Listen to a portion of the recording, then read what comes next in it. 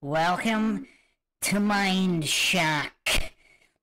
This is your host, Bruce McGuire, and you are listening to our logical analysis of the Lord Lodge taking on the Flat Earth.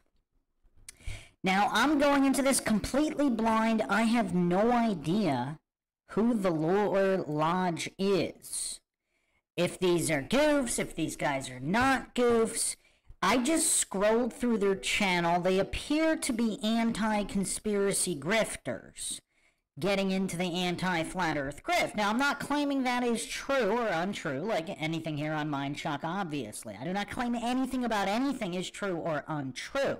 This is objective, logical, neutral, scientific analysis instead of appeals to faith and fallacy.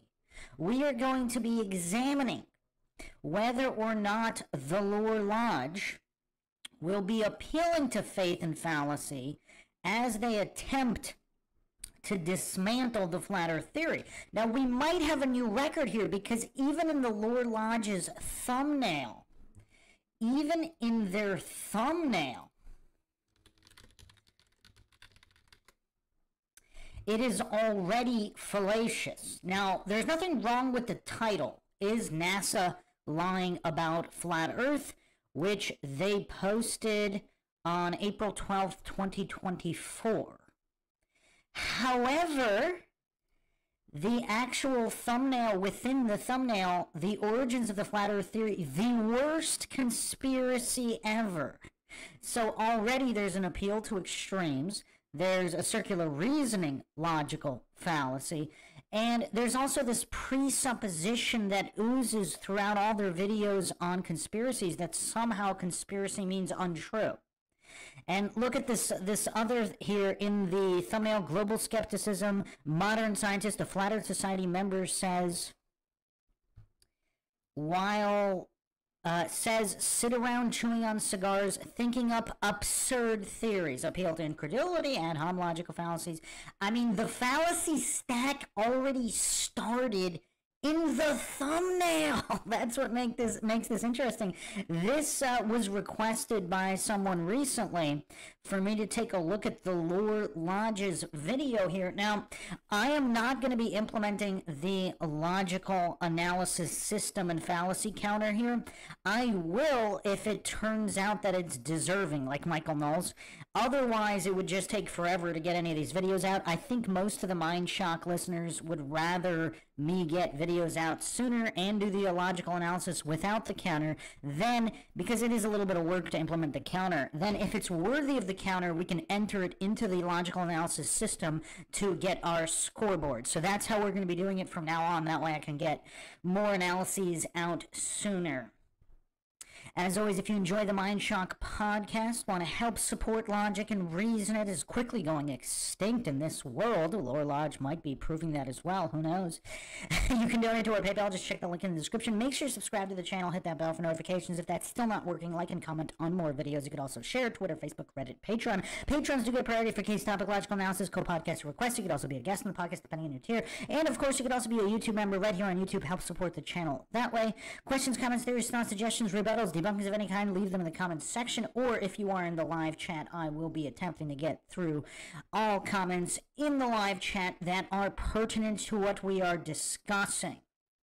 Welcome South to West, Alien Big Cat 23, Justin Johnson, Sam, Heracles, the one and only Heracles. Okay, so if anybody is familiar with the Lower Lodge, I mean, are they anti-conspiracy grifters? I actually don't know. Again, I'm not claiming anything they say about anything is false. So this is the opposite of... 1 second, let me double check the stream. A little bit of lag here. Little bit of lag should be okay. Okay, we should be good. So, yeah, it seems like a lot of people are not familiar with the channel. Like, I would have assumed, again, I'm not claiming anything is true or untrue, but I'm assuming they went over myths and legends, possibly, but they seem to have been getting into the anti-flat earth grift, or anti-conspiracy grift as a whole, judging from their videos. Now, again, this guy might appear to just be this soy goof, but that doesn't mean he's wrong about what he's saying. So this is the opposite of poisoning the well. This is saying, oh, maybe something innocuous fell in the well, but it's not poison. It's still drinkable water. So this is the opposite of the poisoning the well logical fallacy. So we will see this guy's argumentation skills. Is he going to be actually dismantling the flat earth theory? Or is he simply going to be appealing to blind faith and fallacy while bootlicking the scientism cult? That's what we are all here to find out. So yeah, without further ado, let's jump right into it, see if we can get some kind of bead on what's going on with the Lower Lodge. We knew that flat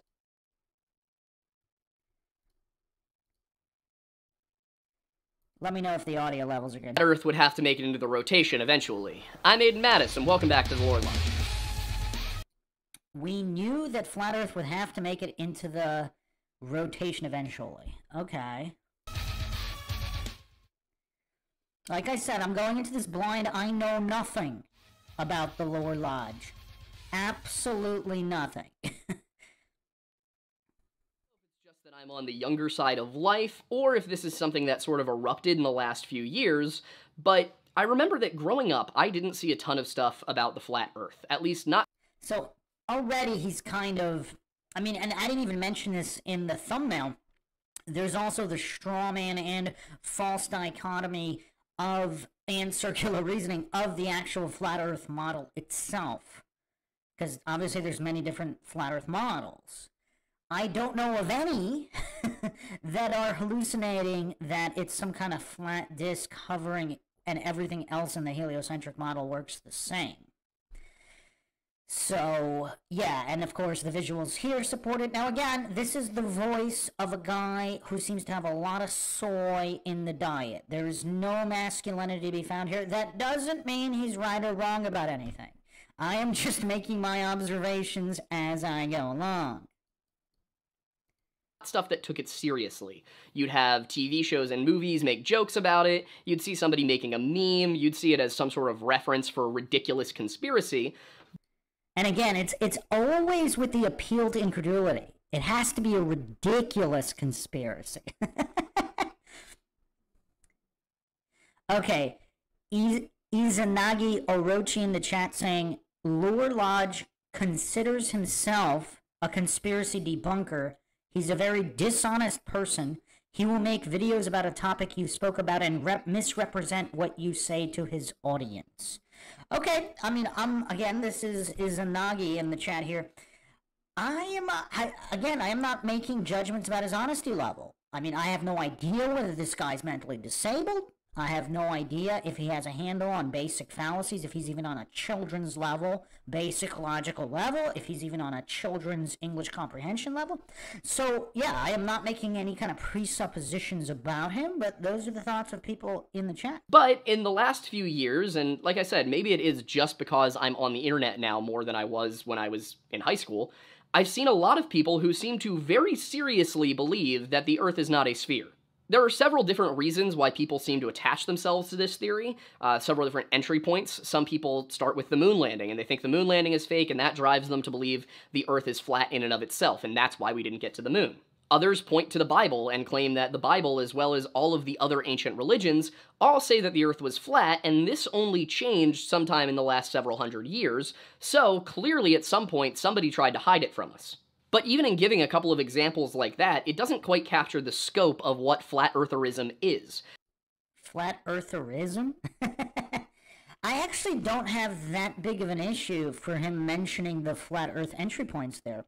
And he didn't say all people, he didn't say most people. He simply said that there are different entry points for flat earth, which appears to be true. So, yeah, I mean, so far, I mean, still a couple of fallacies, but nothing major. So far, he didn't come out of the gate hard like Craig of Fight the Flat Earth. So, I don't know. This is actually getting kind of interesting. I'm actually kind of curious. I'm kind of curious as to what he's going to do here. I'm curious, I have to admit. Izanagi Orochi also says he's also a self-proclaimed Freemason, which I think he's just an internet Freemason.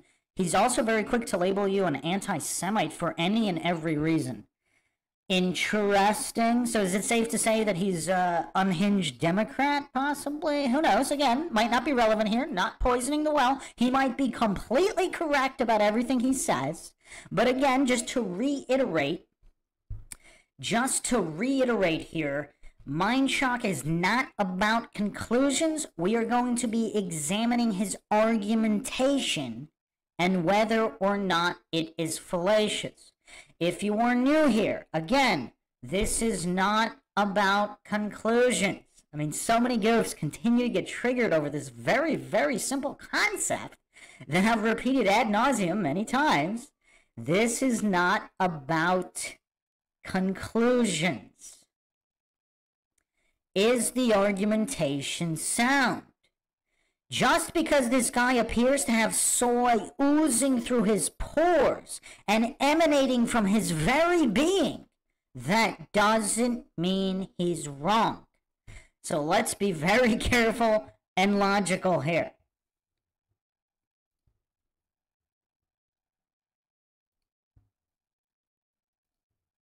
Because this is not necessarily one distinct, clear set of beliefs. It seems that flat eartherism changes depending on who you're talking to. Different people have different motivations today. As with many conspiracy theories, whether you're looking at the disappearance of MH370, or if you're looking at Tartaria, there are a number of different versions of it. Nobody is in perfect, total agreement. Actually, that's one of the most intelligent things I've actually heard from anti-flat earth grifters. He's, at least from the outset here, not from the thumbnail. He's got more fallacies in the thumbnail so far than in his opening here. Because he's not falling for the false dichotomy with what he's saying at the moment. Although, again, the thumbnail is loaded with tons of fallacies. But they all do tend to agree on a few of the same core aspects. With flat earthers, when it comes to what they believe about the Earth, well, it's flat, stationary, enclosed by an ice wall at the edges with a solid dome above, and Earth is typically at the center of the universe. Okay, so other than the dome comment, not too bad, because obviously, I don't even know if there's an official poll or anything. But I think, who said that approximately 50% agree that, or think there's a dome versus no dome? So yeah, other than the dome comment, which is obviously does not appear to be accurate, because there seem to be a lot of flat earthers who do not think there's a dome. As for the various celestial bodies, the sun, the moon, the stars, all of the other planets, those are typically either underneath or within the structure of the dome itself, and they're not out in the vast expanses of space. Okay, we're getting a little crazy here, because again, many flat earthers don't believe in the dome. They're also perceived to be local, although the extent to which they are local varies. In some cases, they're only 3,000 miles away, in some cases it's more, and in some less. This tends to be because of differing beliefs on where the dome actually is, and what or if there actually is a dome in the first place. The Earth actually looks like. Some flat earthers believe that the ice expands in all directions endlessly, forever, and that the dome is up over top of that, which has its own logical inconsistencies that we can get to later, but... Okay. Logical inconsistencies based on scientism? Is that what makes them inconsistent? We'll see if he gets to that. For now, we're just going to move on past that. Others believe that the circumference of the Earth is actually... Justin Johnson in the chat saying, gas needs containment, we are enclosed. Yeah, but you can be enclosed... I mean, a dome is not necessary. Some kind of solid dome boundary is not necessary for enclosure. If it's some kind of field of energy that's not... or something we don't even comprehend... Again, I don't claim that that's true or untrue, but... It doesn't have to be some kind of glass-like solid dome. A diameter of the Earth. So it would still be about 25,000 miles, but rather than that wrapping around, it...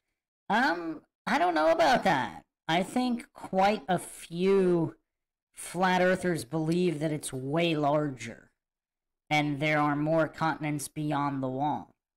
So yeah, he's sliding into fallaciousness quite quickly.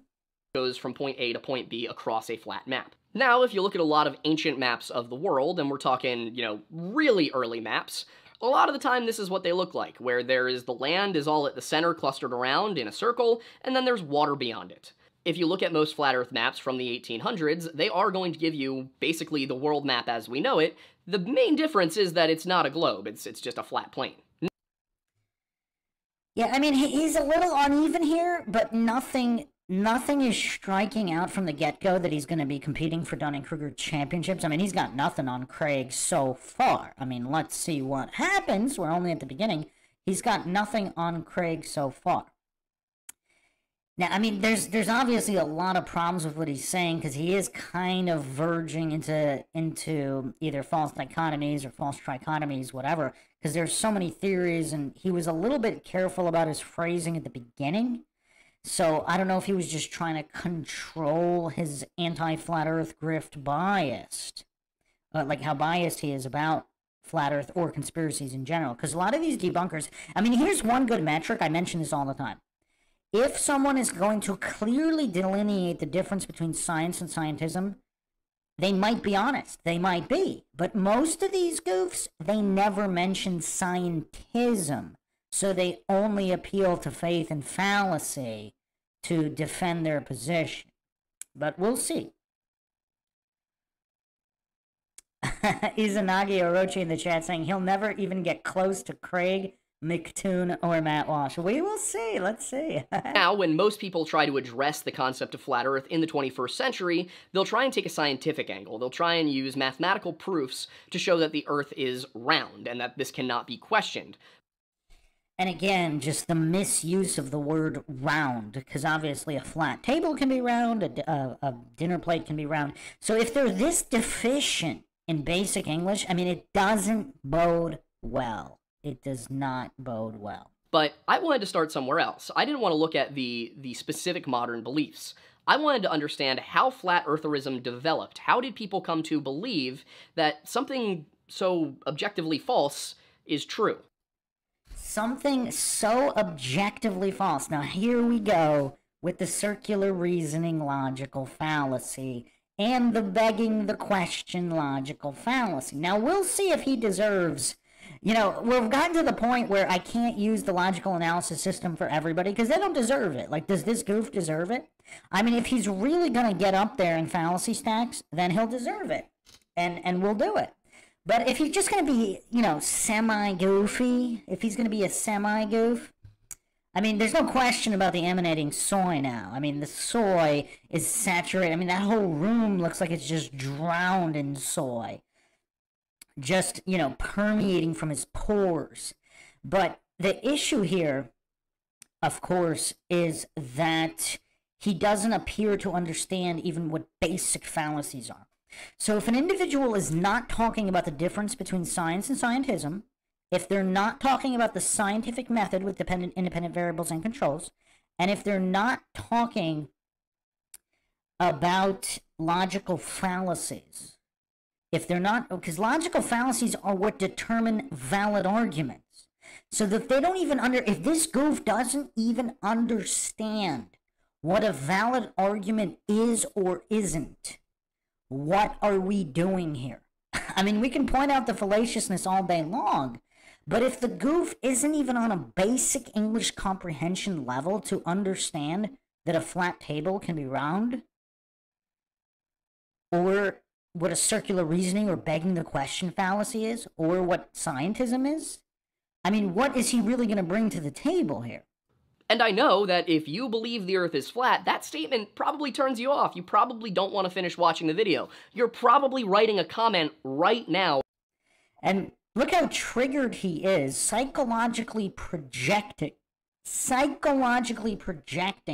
how triggered he is by people with different beliefs than him. I mean, this is going to be an interesting psychological breakdown at the least. As I'm speaking, saying that I'm not open-minded and I'm not considering all the possibilities, or, if you're more conspiratorial, that I am some globalist-controlled shill who's just trying to hide the truth from you. Or just a useful idiot. Or just a goof who's not even on a basic children's level when it comes to English or logic. And that the Masonic Bible on my bookshelf is proof of that. In reality, the Masonic Bible, which may or may not be out of frame right now, is just a King James Red Letter Bible. There's nothing special about it. It doesn't say anything that your King James Bible doesn't. But as I was on Twitter arguing about this over the last few weeks, almost everybody accused it of being some Masonic conspiracy run by the Jews. And what I want to start with in this video is, going... Almost everybody? So what is that, 80% of comments? So if we actually go to it, is it going to be the vast majority talking about that? Somehow I doubt that, but who knows? Over the history, where did the flat Earth begin? Why did people start to believe this again?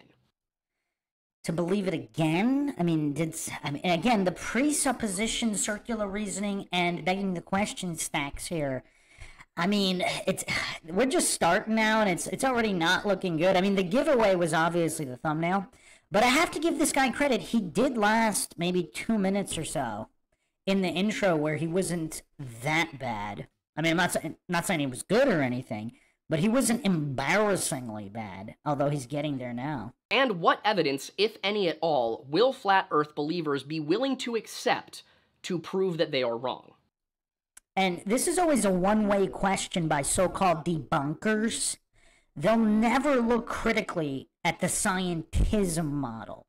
They'll never look critically at the information that they were actually indoctrinated with, regardless of whether it's true or untrue. They're too mentally weak to consider the possibility that humans are corrupt or fallible, and that these models were incorrect or fallible. They'll never ask these same questions in the other direction. Like, what kind of evidence would this goof accept that, let's say, again, if the flat Earth model is true, or if one of many other non-spherical Earth models are true, what kind of evidence would he accept in his feeble mind? So in this video, my goal is not to deride the common flat earther. It's not to insult people who are just simply out there in the audience. It's to address the arguments made by the people leading the movement. So how can he address arguments if he doesn't even know what logic is, or what a logical fallacy is? I mean, how is it possible for him to... Does he even know the definition of argument? Does he know what a claim is? Because if this was his true motivation... I mean, here's what we obviously, we don't know this. If he has a legitimate mental disability, and nobody told him, because, we're in trophy generation times. If nobody wanted to hurt his feelings, and the other issue is if 90% of people are effectively mentally disabled, I mean, does it really matter? Because if all his peers are mentally disabled, but they're not in special ed, and they're all on approximately the same level, does it even really matter at that point? Because if he's on the same level as most of his peers, they don't want to hurt anybody's feelings by saying they're all mentally disabled. So... yeah, I mean, it's kind of tough to dissect this. This might not be his fault if he has a legitimate mental disability. By those who are literally profiting off of the misrepresentations they are giving to others. Like he is? I mean, his psychological projection seems to be on point, because here he is strawmanning flat Earth theory, or a portion of flat Earth theory. He's strawmanning a portion of flat Earth theory while grifting. I mean, he's this anti-conspiracy grifter making money off of this. Now, I've talked about this before, if for those that want to check out the MINDSHOCK Follow the Money podcast. But if he's using that metric of whoever makes the most money is lying, well, I mean, the U.S. government's raking in trillions. NASA's raking in tens of millions per day. How much is a flat earther making, or somebody commenting on flat Earth online? So if we're using his deranged mind, his illogical mind of hallucinating that's somehow making money off of something means you're lying, you know, like if a mechanic charges you more than zero to fix your car, he must be lying. Now, obviously, there are dishonest mechanics out there, but that doesn't mean just because someone's making money doesn't mean they're lying. So, you know, an arithmetic math tutor who's charging money to give lessons, or a piano teacher that's giving piano lessons, that doesn't mean they're not accurately teaching the notes.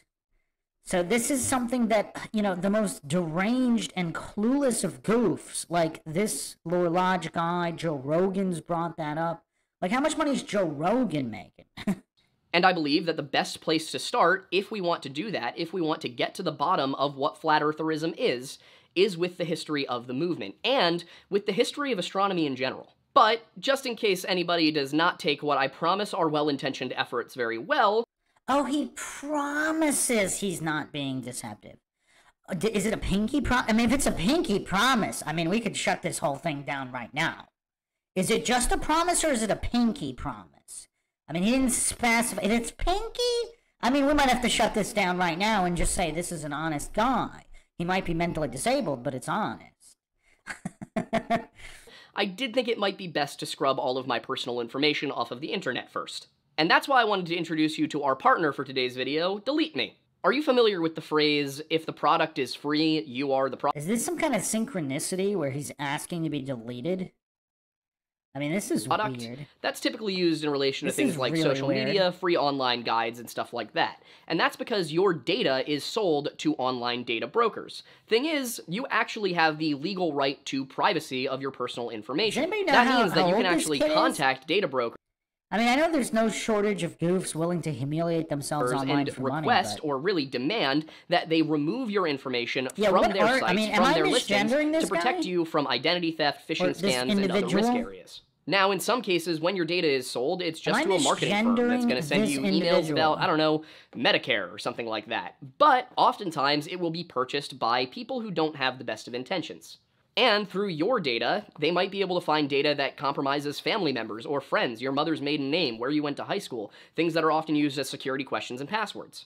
So, in order to protect those you love, it's helpful to have a security service that you can trust. And he's talking about and that's why we like Delete Me, a hands-free subscription service that removes your personal information from data brokers online. They have privacy experts who are real people who will go through the listings and make sure that your information gets taken down all year long for the life of your subscription. And he's commenting on other people making And when you get started with Delete Me, you can get your first privacy report in just 7 days. All these anti-flat Earth grifter This will tell you groups where are your just information is and give you the direct resources to have Delete Me's team get rid of things like email addresses, phone numbers, and even home addresses. They will also monitor these sites to ensure that your data doesn't just pop back up a couple of weeks later. And if there's something that they don't catch, you can always make a custom removal request.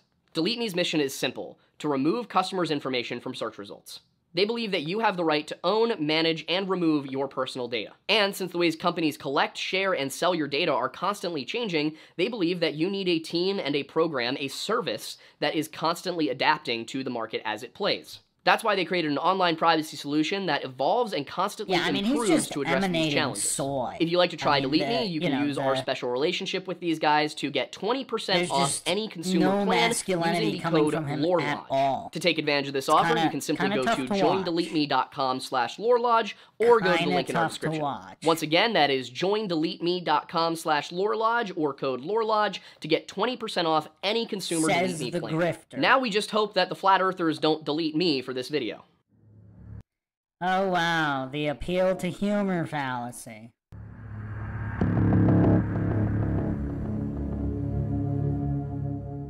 Once upon a time, the idea that the Earth is flat was not so derided as it is today. In fact, many ancient societies around the globe believed that the Earth was a flat... Johnny Sizzle just saying the Soy Lodge. Well, I mean, his ties to Freemasonry, I mean, the Lodge, the Soy Lodge.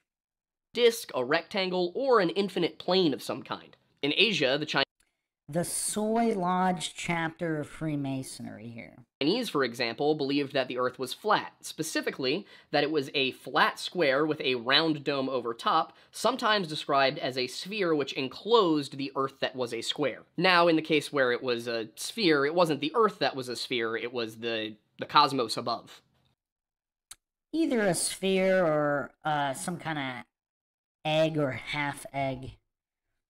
Across the Pacific, Native Americans held varying views on the substance of the planet, often related to their flood stories. But what they typically didn't seem to care about all that much was the shape of the planet itself. They didn't really talk about it being flat or round. Well, yeah, they actually did. Well, there's thousands of different tribes, so okay. The fallacy stack's getting pretty big here. I mean, this false premise, false dichotomy, they clearly did. I mean, there's thousands and thousands of tribes. Some of them actually had it as the turtle, some kind of turtle shell-shaped earth. I mean, they clearly did. Certain groups, like the Algonquian tribes, believed that the Earth had simply sprung up from the bottom of the ocean via supernatural means. Sometimes there's a turtle that pulls it up, and this is where we get the concept of Turtle Island. Other times there's a muskrat that pulls it up. It really changes depending on the tribe. In fact, in certain versions, like the Navajo, don't seem to have this creation cosmology at all. It's totally different. Moving into more familiar territory with Near and Middle Eastern cosmologies, you did typically have a flat Earth. Often it was perceived as us living on a disk of land, or at least a disk of land masses that were adrift in an endless sea, or sometimes a limited ocean. The Egyptians, for example, believed in a flat disk of land sitting in the middle of an... Alright, hold on. Let's bring up the Navajo cosmos, because this goof is saying that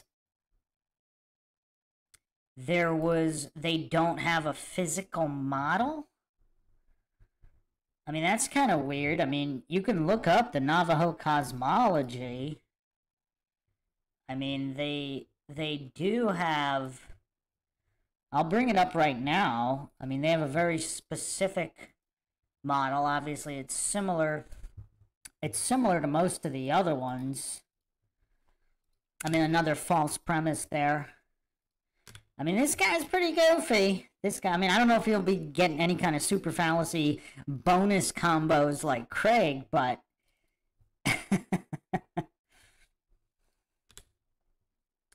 you know, he's a basic kind of goof. He's a basic kind of goof.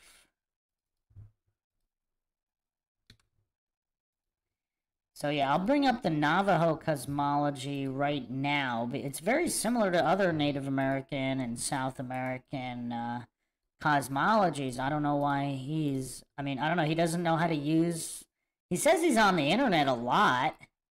I mean, this is the Navajo model. So it's quite similar. It's quite similar to most of the ancient flat earth cosmologies. I don't know why the goof couldn't, you know, take 2 minutes to do a Google search on Navajo cosmology.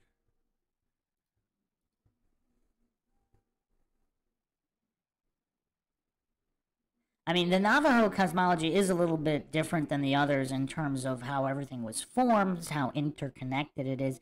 It was slightly different than some of the others, but the basic model is still the same. Some of the explanations behind it obviously do differ from civilization to civilization.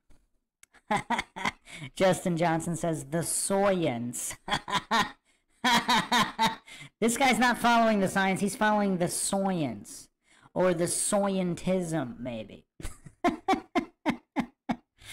Alright, so let's get back to this goof and his ill-researched piece here. Expansive ocean with a hard dome over top that held the sun, stars, and moon. The Israelite view is often suggested to be the same, a belief in a flat earth with a domed roof over top of it. We will circle back to the Israelite view later on because it's a little bit more complicated than that makes it seem. I mean, is it really, though? I mean, the Hebrew cosmology is quite definitive. I mean, it's really... I mean, I'll bring it up on the screen as well, but I mean, it's not really controversial. I mean, I'm sure you could find some goofs to argue it, but it's been relatively well established. Waters above, waters below. I mean, it's quite clear.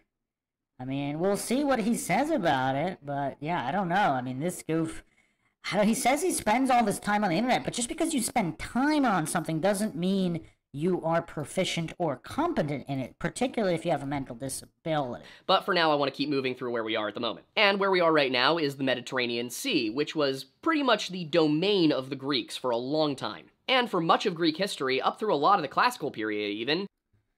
Alright, so clearly, I mean, alright, this is going to get tough. So he's already presupposing all of the establishment history is somehow magically accurate? So has he not heard of the concept that the victors write the history books?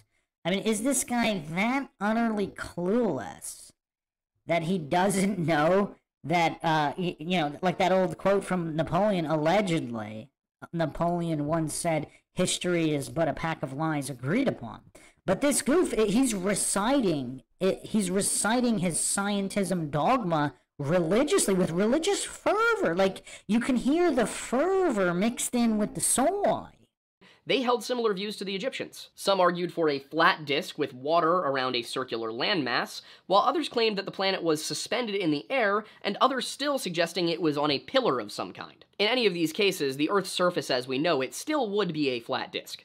As far as we know, however, it was probably the Greeks, possibly with Egyptian influence, who first began to question the idea that the Earth was flat. Part of the issue is that we're not precisely sure when this started to happen. Or if it happened at all. I mean, obviously, there's many differing writings.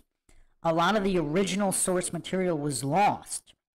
So we have no real way of knowing any of this. But again, the goof is so fervent in his religious worship of scientism that it appears he might be too mentally weak to even question the dogma. We just know that most people consider Plato to be the first person to make a claim that the Earth is in fact a sphere. However, this is something that Plato started saying only after he returned to Athens from his time in Magna Graecia, specifically the city of Croton, where he was studying Pythagorean mathematics. So this could suggest that Pythagorean mathematics is in fact the origin of belief in a spherical Earth. Or that there was some kind of cult? Some kind of cult based on deception, possibly? Though, because Pythagoras had quite a bit of influence from ancient Egypt, it could also suggest that the Egyptians were beginning to come to this conclusion as well. A possible source of evidence for this claim that the Egyptians believed this as well, and that they were the impetus for the Greeks looking into it, comes from Herodotus, who in his histories tells of an expedition sent by the Egyptians around Africa. Allegedly, sometime around the year 600 AD, the pharaoh Necho II hired some Phoenician sailors to depart from the Red Sea, go around Libya, which was at the time what they called Africa, and return to Egypt through the Pillars of Heracles and then by coming up the Nile. Allegedly, what happened is that the Phoenician sailors embarked into the Red Sea, sailed south, and turned west to go around the tip of Africa. And then, as they were heading due west, they looked up into the sky and saw that the sun, oddly enough... I like how he's using a modern boat for this, as if he couldn't find a single video of... 'cause they still have wooden ships today, I mean, you know. Was on their right side. And what's particularly interesting about this account from Herodotus, and what makes us think that it might have some merit to it... Make us think? Us? So, I mean, he's going with collective narcissism here, as if he's speaking for the entire body of scientism. As if the scientism cult actually allowed him to speak for the cult as a whole. I mean, not that they wouldn't, I mean, who knows, but just the narcissistic presupposition of this collective narcissism is quite telling. Is that Herodotus isn't telling this as something that happened and was fantastical in this... Conscious Machine 413 in the chat saying, somebody gift that fool a bra. I mean, the soy is quite extreme here. Again, doesn't mean he's wrong about anything. Incredible journey. Should I have put a censor? Should I put a censor bar? Do you guys need a censor bar here?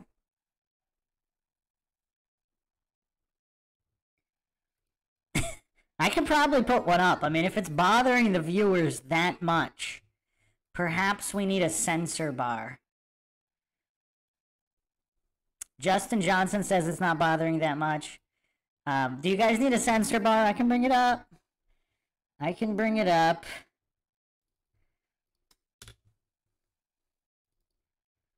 I aim to please the listeners.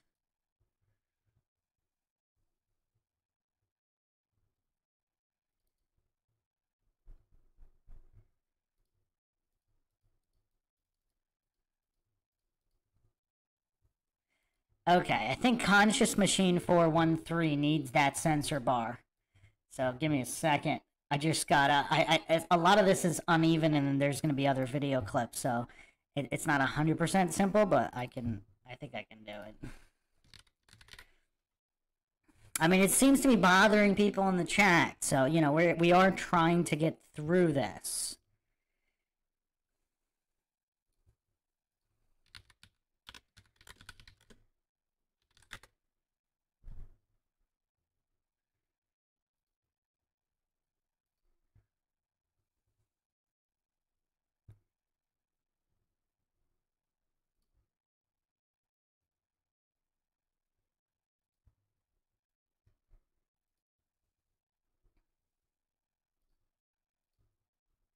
I mean, this also might be useful for other podcasts as well.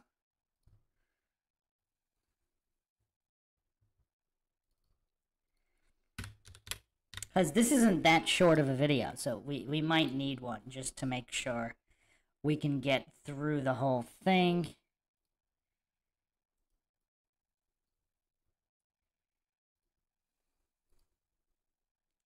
Couple more seconds, should be able to get it up.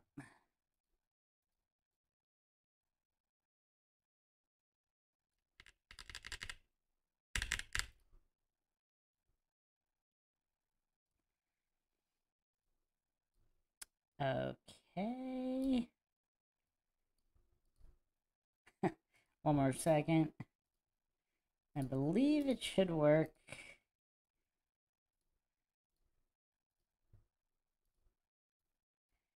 Okay, there we go.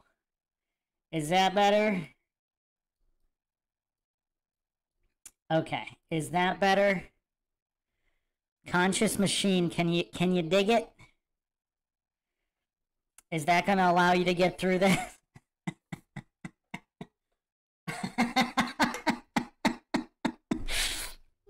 AJD saying he does have bigger 2Ds than I do. South to West saying, look at the difference in the Chad Herodotus and this guy. I mean, yeah. I mean, look at that chiseled face. Okay, so let's continue here. Now that we have people in the chat able to handle this.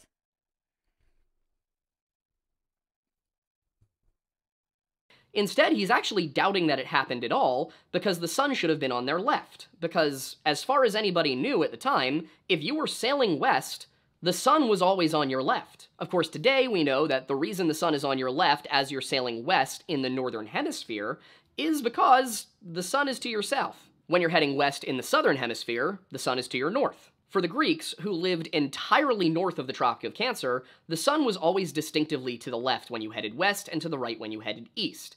So, for it to be to the right seemed impossible to them. They had literally never experienced a situation where you could be heading west and have the sun to your right. While historians today are...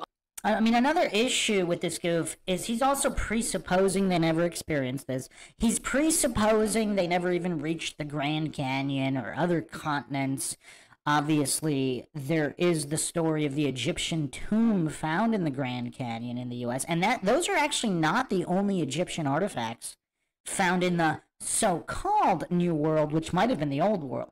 But you can't expect scientism cultists like this goof to even have the mental capacity to consider those possibilities. Unsure if Herodotus invented this story or if it actually passed to him through oral tradition as he claimed, it could be that Pythagoras, while studying in Egypt, heard about this expedition and brought that story back with him to Italy, and there his students would have studied and tried to figure out what the Earth actually round. Whatever was going on over there, it seems like it convinced Plato, who brought it with him back to Greece, Athens specifically, but the problem there is that Plato didn't really leave anything in the way of mathematical reasoning for us to follow. That task seems to have fallen to Aristotle, Plato's best-known protege and the tutor of future ruler Alexander the Great. Aristotle did claim that the Earth was a sphere, and while he did not provide a mathematical proof, he did provide a pretty bulletproof astronomical reason. Aristotle had done some traveling himself, and he also had read multiple travelogues of people who had gone up and down between Greece and Egypt, and what he found was that these contained mentions of stars and sometimes even constellations that were visible in one place but not the other. He also observed that constellations visible in the southern sky from Athens appeared higher in the sky at night if you traveled south to Egypt. And in observing lunar eclipses, he found that the Earth's shadow on the moon was round. It wasn't endless, it wasn't a flat square or anything like that. Wait, why would it be a flat square? I mean, the presupposition circular reasoning fallacy stack here is pretty insane. I mean, wow. I mean, just the fallaciousness of everything he's saying is quite painful. And who thinks he's going to mention Lucretius? Am I the only one? I mean, this is basic Greeks. I mean, Lucretius really did outline on how the Greeks were divided on the shape of the earth, even into Roman times. I mean, I mentioned this on I think on the Sartain podcast, the logical analysis on the Sartain flat earth debate, our current reigning defending champion until I complete Craig's analysis, which I should finally be getting to this upcoming week. So, yeah, this is curious that he's mentioning all these other guys, but he's this utterly clueless about Lucretius and his definitive text on the nature of things, which was considered pioneering work in all of science. I mean, just the level of goofery and ignorance here by the people discussing the flat earth topic. I mean, is Lore Lodge really, is this soy goof really the guy that you want? Not that he's wrong, but is he the guy to shut down flat earthers? I mean, it's just kind of like think about the level of narcissism in this guy's deranged mind, if I'm not misgendering him. I mean, I don't know if he identifies as a guy or not. But if this individual, if this soy goof, regardless of gender, in his, or in their, whatever, in this individual's deranged mind, the individual actually thinks that they're the one to shut down flat earth, one of the most trending topics on the interwebs. Just think about the level of narcissism. Like, it's wild.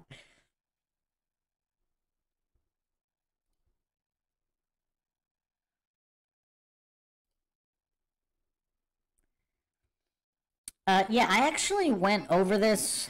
I don't know if I want to put this up because I know we're gonna get into a couple other experiments, so I don't want this to be 5 hours long. But I did a clip on do eclipses prove flat Earth? Because, you know, NASA, even just basic astronomy, there are opaque and translucent celestial bodies outside of the visible spectrum of the human eye. So, for example, if there is a black sun, like some theories suggest, or something else, it could block without being visible.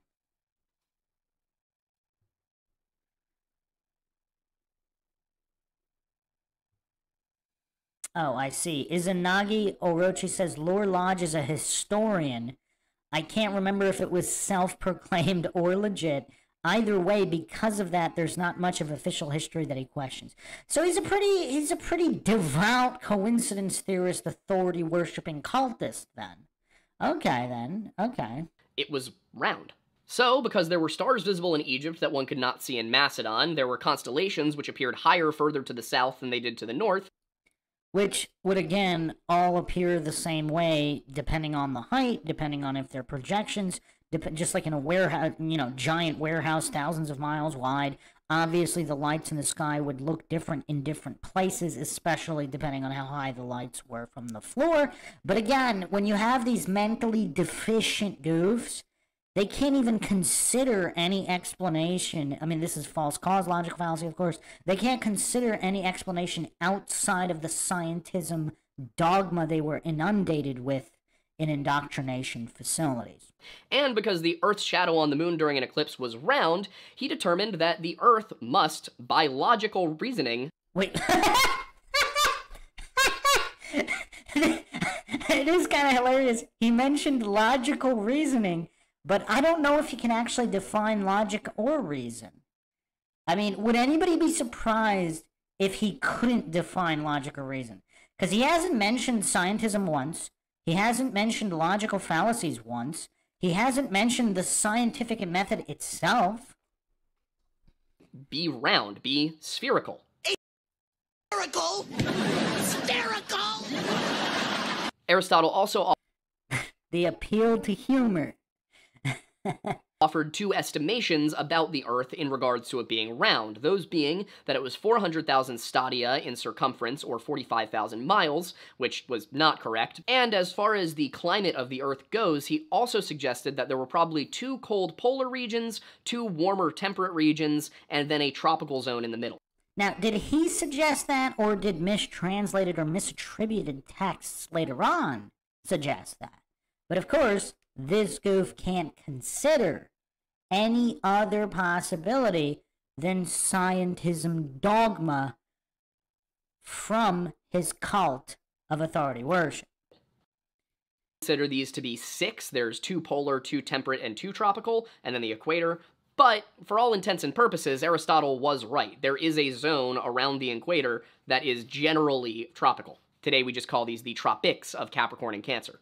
Now, I think it's also important to give you a timeline on when these people lived and what was going on in the world at the time. Plato lived from 427 BC, thereabouts, to around 347 BC, and Aristotle from 384 BC to 322 BC. And this is the end of the classical era of Greek history. This is the era most people think of when they think ancient Greece, the democracy of Athens, the Battle of Thermopylae, the Peloponnesian and Persian Wars, the ancient Greek philosophers. That is the classical period. Socrates on down to Aristotle. All of the stuff that you remember about ancient Greece from high school probably took place during that period. The major change, what ended the classical era, was not just the progressive works of the great philosophers changing the way that Greek culture. And you can tell he's just regurgitating all of this information with religious fervor. I mean, that's kind of what makes it so obvious. It's like he's incapable of using critical thought, deductive reasoning, or logic of any kind.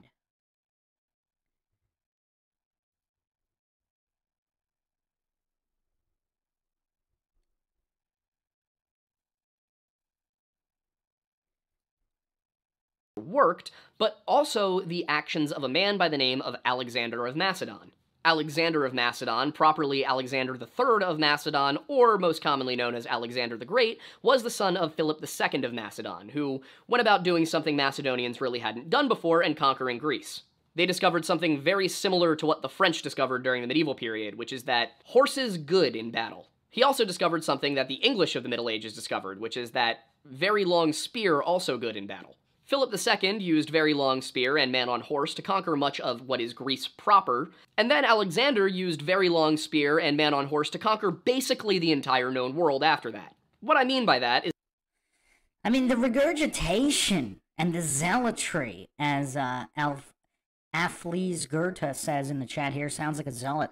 Like, you could hear the religious fervor in his tone when he's regurgitating all of this dogma from his cult of authority worship. Like, he doesn't doubt any of it. I mean, just the level of goofery on display. And look how proud he is of the goofery.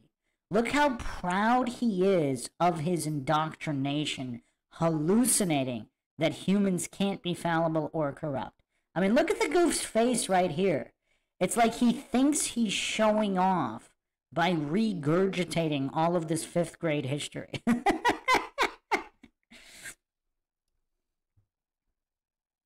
that in 335 BC, Alexander III of Macedon began a series of conquests that would spread Greek culture across basically the entirety of the known world east of Sicily. And this period where everything was Greek to everyone was called the Hellenistic era.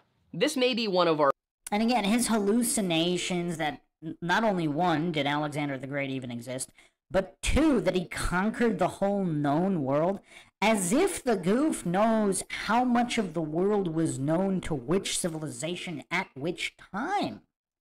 I mean, it's possible, like, the the Phoenicians or some of these other civilizations like the Egyptians actually went to way more continents. Possibly even the ones beyond the Antarctic ice wall, if that is the correct model. I do not claim anything is true or untrue. But the goof can't even consider that possibility. That's how feeble his mind is. But so far, he just does not commit enough fallacies in enough of an entertaining fashion to warrant the logical analysis system being implemented. Maybe we'll all take a vote at the end on whether or not this video deserves to be run through the system to count towards the scoreboard. First lingua franca situations in history, where one language becomes the language of the elite, the language of math and science and technology, and at that time it was Koine Greek. What this did for the sciences was create an unprecedented opportunity for the sharing of knowledge across cultural and national boundaries. It also meant that you had Greek thinkers coming into direct contact with Egyptian technology, Egyptian history, Egyptian religion in a way that was a lot more intimate than ever before. And one example of one of these Greek thinkers who ended up surrounded by Egyptian everything was Eratosthenes, who lived from around 276 to around 194. Allegedly. Allegedly. I mean, the religious fervor he has for all of these alleged individuals alleged to have lived at these alleged times. I mean, it's actually kind of sad. I mean, this guy, he's mentally gone to his cult. The scientism cult has taken his mind. So it's no longer his. It's gone. All he can do is religiously regurgitate. He can't actually employ logic or reason. But he thinks he can in his narcissism. 4 BC. So this is a guy who is living through basically the rise of the Roman Republic as well. Sure he was. And again, there don't appear to be any primary sources on Eratosthenes. So he could have possibly been made up. The earliest sources, I believe, are from the 1900s. But who needs sources when this goof can just look at the... he can just worship and bootlick authorities, so why would he need sources? Around the year 240 BC, Eratosthenes, who was working and living in Alexandria, Egypt, heard about... Like, there's not even one iota of doubt. Like, he just believes not only that Eratosthenes existed, but he was living and working in Alexandria. Like, this guy is so mentally gone. There's just... there's no critical thought whatsoever. This well in Syene, Egypt, which was about 5,000 stadia away. Sure it was. As if he even knows what a stadia is. I mentioned this in a few different podcasts, but I will continue to mention it because I believe this is critical information. So I think it's on the documentary, the multi-part documentary, The Pyramid Code, from early 2000s, somewhere in the 2000s to 2010 or 2011 maybe. Somewhere in there was an oral historian in Egypt. Again, maybe he's lying. But he said his family has guarded the true history of the Egyptians. And the way the hieroglyphs were translated is not correct. The Rosetta Stone is not a correct translation, which means everything stemming from it would also be incorrect, including stadias or stadium measurements. All of this could be incorrect and mistranslated, either intentionally or not, or accidentally. Let's not fall for logic fallacies. Humans are fallible. Yes, Feynman Physics in the chat says, I call it the Wikipedia effect. The idea that watching a few YouTube videos or reading a few articles suddenly makes you an expert.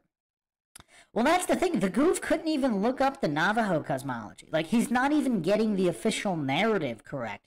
That's what's kind of hilarious about all of these anti-flat earth grifters, these anti-conspiracy grifters, despite obviously the scoreboard between coincidence theorists and so-called conspiracy theorists, aka aware of the fact that bad humans don't always act alone. I know, shocking to coincidence theorists.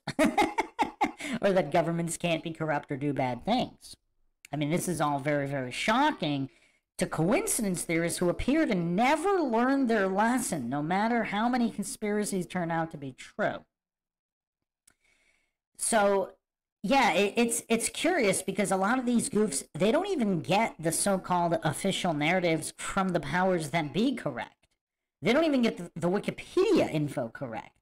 That's what's sad about a lot of these goofs, but they're so narcissistic and or mentally disabled, they don't even realize that as they humiliate themselves. And what he had heard about this well is that during a particular time of the year, at noon, the sun would shine directly straight down into the well. There would be no shadow to the sides, you could see clear to the bottom because the sun was directly overhead. And using that information, he conducted an experiment where, by measuring a shadow in Alexandria, at the same time he knew that there would be no shadow in Syene. Yeah, I mean, this all borders on complete mental disability. Because if this goof doesn't understand the scientific method, if the goof doesn't even understand what a false premise, logical fallacy is, because if you don't know how far away the sun is, none of this means anything. Not to mention, how do you verify this experiment? Like, how are these guys communicating with each other across these vast distances in real time? I mean, the goof never even considers the possibility. He never even questions the scientism dogma. I mean, it's kind of just, I mean, it's really pathetic when it comes down to it. I mean, we're really analyzing mentally disabled individuals here. He was able to demonstrate the distance between those 2 points on a circle. How was he able to demonstrate that? Notice how with a lot of these scientism cultists and anti-flat earth grifters, they're either too dumb or mentally disabled, whatever you want to call it, to ever demonstrate how anything. They only regurgitate religious dogma. There are never any hows. There's never any verification of anything. All they do is regurgitate their dogma. Now, I don't know if this guy's trying to create flat earthers. Like, I mean, Craig of Fight the Flat Earth is possibly the greatest flat earth recruiter out there. Now, either intentionally or via mental disability or whatever, he makes arguments that are so dumb that if someone truly is on the fence, or even if they were a globe earther, they might jump to the flat side by listening to some of his cluelessness. And this goof is very similar to that as well. I mean, if he doesn't even understand any of this stuff, he can't demonstrate how. He can only religiously regurgitate and appeal to faith and fallacy. Like, what is this even worth other than comedic value for our dissection? The distance he gave was 242,000 stadia, which we're not sure exactly what the dimensions or at all he was using were, because there are mentions to the ratio of Eratosthenes, so we think his stadia may have been slightly different from what we tend to think of. Or vastly different. Stadia ranged, because basically up until the metric system. I mean, look at the mental gymnastics here of him trying to justify that even if they didn't know exactly, they must have somehow known within some kind of range to still match the scientism dogma, as long as it matches the scientism dogma. Existed, there weren't really standard units of measurement. The imperial system wasn't even perfect. Like, the imperial system is very standard now, but it was not 300 years ago. Point of the matter is, accounting for the variation in how long stadia could be, they determined that his measurement equaled somewhere between 24 and 29,000 miles, which basically means he was spot on. That's the right answer. He was spot on. Spot on of unverified hallucinations. We're spot on. Who needs the scientific method? We ultimately were able to actually measure. We? Again with the collective narcissism. Who measured what and how? Like, where is this we coming from? Who measured what and how? Where's the how? The how is always missing with these scientism cultists. The circumference of the Earth, and it turns out it's 24,901 miles. So, Eratosthenes could have been completely correct. He could have... If he existed, he could have been completely correct, or could have been completely wrong. I mean, could have been a lot of things, right? If he ever even existed, if he even performed that experiment. Now, even if he did perform the experiment, what are the chances it was anything like what is being reported by these grifter goofs? actually been spot on, but either way, he was definitely in the neighborhood. He was definitely in the neighborhood, if he ever existed, and if he ever performed the experiment, which you can't verify how he did any of it. But he was definitely in the neighborhood. I mean, this guy's mentally gone. I mean, look at these are the eyes of a cultist. Now, I still don't know. I'm not claiming he is or he isn't mentally disabled. I don't know. I really don't know. Far more than you would expect somebody to be. Unfortunately, the exact method by which Eratosthenes did this has been lost. Oh, but somehow they know he still did it. Like, I went to Mars yesterday, but the exact method with which I did it was lost. But you still know I was in the ballpark. At least I was in the neighborhood of going to Mars, right? I mean, I lost the method to do it, but you should still believe me. I mean, is anybody actually listening to this level of goofery? So he can't explain the how of any of it. All the methods were lost. But he still had to have done it. Phoenix2181 in the chat saying, just like the Apollo tapes, yes. the telemetry data. They lost it, but somehow you still have to take their word for it. Although with the moon landing, at least they went through the trouble of faking some footage and faking some audio transmissions. With Eratosthenes, you don't even have that.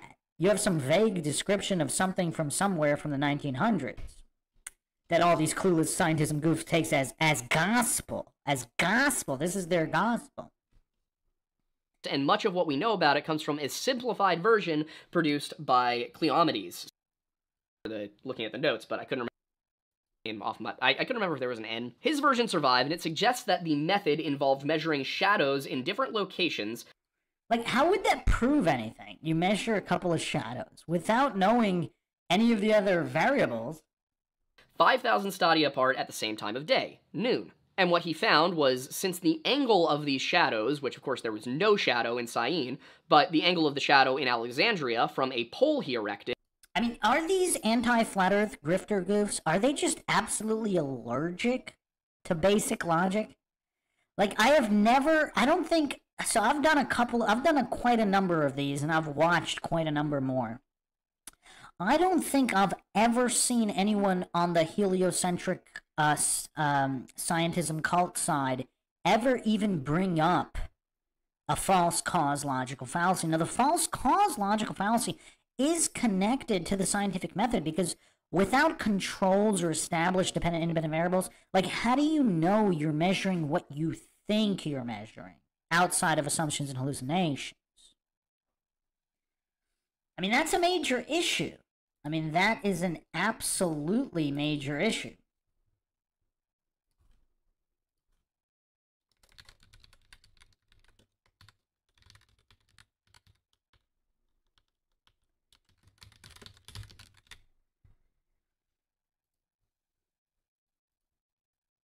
Was about 7 degrees at noon. Since 7 degrees is approximately 1/51st of a circle, he just... I mean, this is kind of hilarious, but for all of the wrong reasons. Like, this goof actually seems to think that he's smart, and he seems to be proud of this goofery. Like, listen to the tone here. The tone of his regurgitations. He seems to be genuinely proud of his scientism, bootlick, and goofery. Even though he doesn't even know what a false cause logical fallacy is. Even though he hasn't mentioned the scientific method a single time. There hasn't been a single reference to the scientific method yet. Did 5,000 stadia times 51, and he got around 252. So just stacking the house of cards. You know, just counting the unicorns. And if the math works, the unicorns must be real. 1,000 stadia. Technically, I think that adds up to 255,000 stadia, but there's also some stuff to do with the way that numbers worked. There's something to do with the way that numbers work. There's stuff to do with the way numbers work. I mean, this is the intellectual level we're dealing with here. I mean, wow. Wow. I still don't think he's worthy. I mean, so far, who thinks he's worthy of actually implementing the logical analysis counters? like I said, it's kind of an extensive process to use that. So I want to get through the analyses like this for all of the requested ones, and then for those that are fallacious enough to qualify for the Dunning-Kruger championships, I'll run them through the system. Like, I didn't think Michael Knowles would be, but now I will run that through the system. It's kind of long. It's like 12 hours, but Michael Knowles, I mean, he's in the running. He's in the Dunning-Kruger championships. I mean, in his so-called conversation debate with Pearl, where he got absolutely decimated. I mean, this random girl in her 20s, this TikTok reaction video girl, took down Michael Knowles. I mean, completely eviscerated. I mean, I don't know if he can ever come back from that, but yeah, so far, anybody in the chat thinks this guy's worthy of getting on the Dunning-Kruger scoreboard? The leaderboards? The fact that 252,000 is divisible by every number between 1 and 10, so that may be why he chose to work with 252,000, because it was just a simpler number to divide and multiply with. Like, they weren't going to space. They didn't need to be super exact. They just had to have a general idea of how far they needed to travel and what kind of supplies they needed to bring. This was important because the reasoning of Aristotle for why the Earth was a sphere, combined with the mathematical proof of the circumference created by Eratosthenes, gave the world a new way, or at the very least cemented a developing way, of looking at everything. Rather than this being a flat disk of unknown scale, it was a sphere of known proportion. And as I said a few minutes ago, this was during the ascendancy of the Roman Republic. So as Rome just sort of... I mean, again, the religious reverence. I mean, this is crazy. The religious reverence for everything he's saying here, as if it all had to be true. It's like his religion. All of Egypt, Greece, Rome, it must have happened as the cult of authority worship purports, as the so-called experts with horrible track records of fraud, failure, and inaccuracy. But they're definitely right about this stuff. Absorbed the Hellenistic world to its east, they adopted these same beliefs about the proportions and shape of the Earth. It's also possible that they actually didn't. So, man, do you guys want to get into Lucretius? Because this is kind of important, because all of these scientism cultists, they never mention Lucretius, which is, I mean, this is one of the top guys when it comes to science. I think we should get into Lucretius, just, you know, to do a comprehensive exposing of this guy's goofery.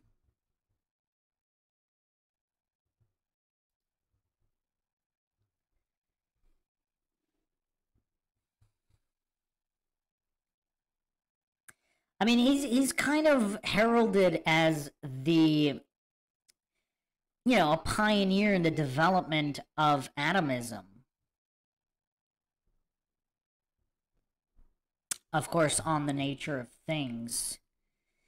How about I'll just bring up some really basic stuff just for people who are not familiar with him, so we don't have to go too crazy, but I do want to address this because these so-called historians, I mean, all these anti-flat earth scientism cultist goofs, they never actually bring up all of these things that are highly relevant.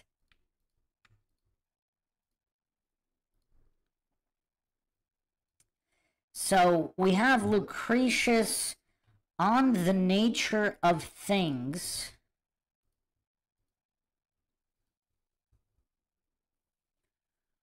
Give me a second. YouTube's being really slow right now for some reason.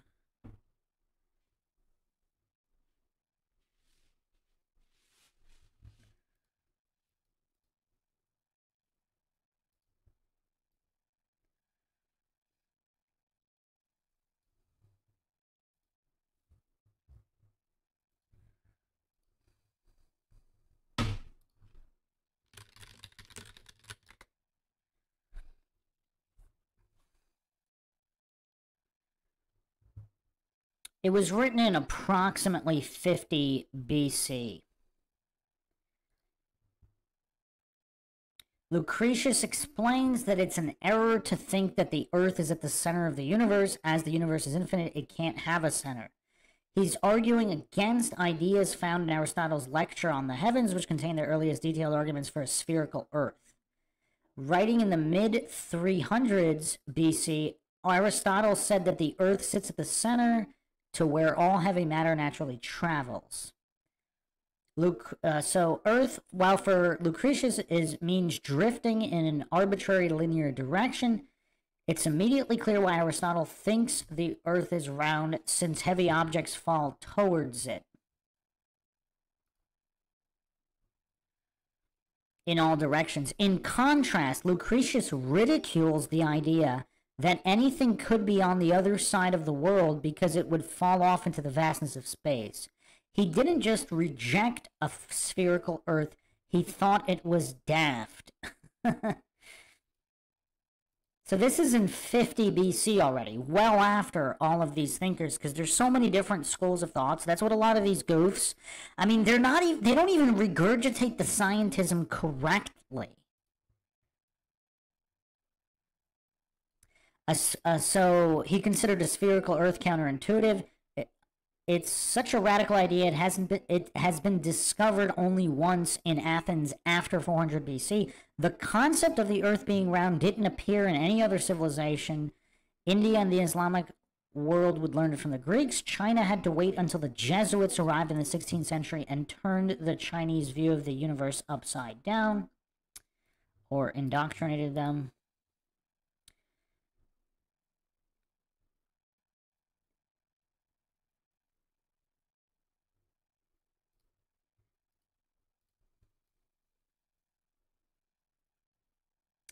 When Epicurus was writing in about 300 BCE, the shape of the Earth was still up to debate.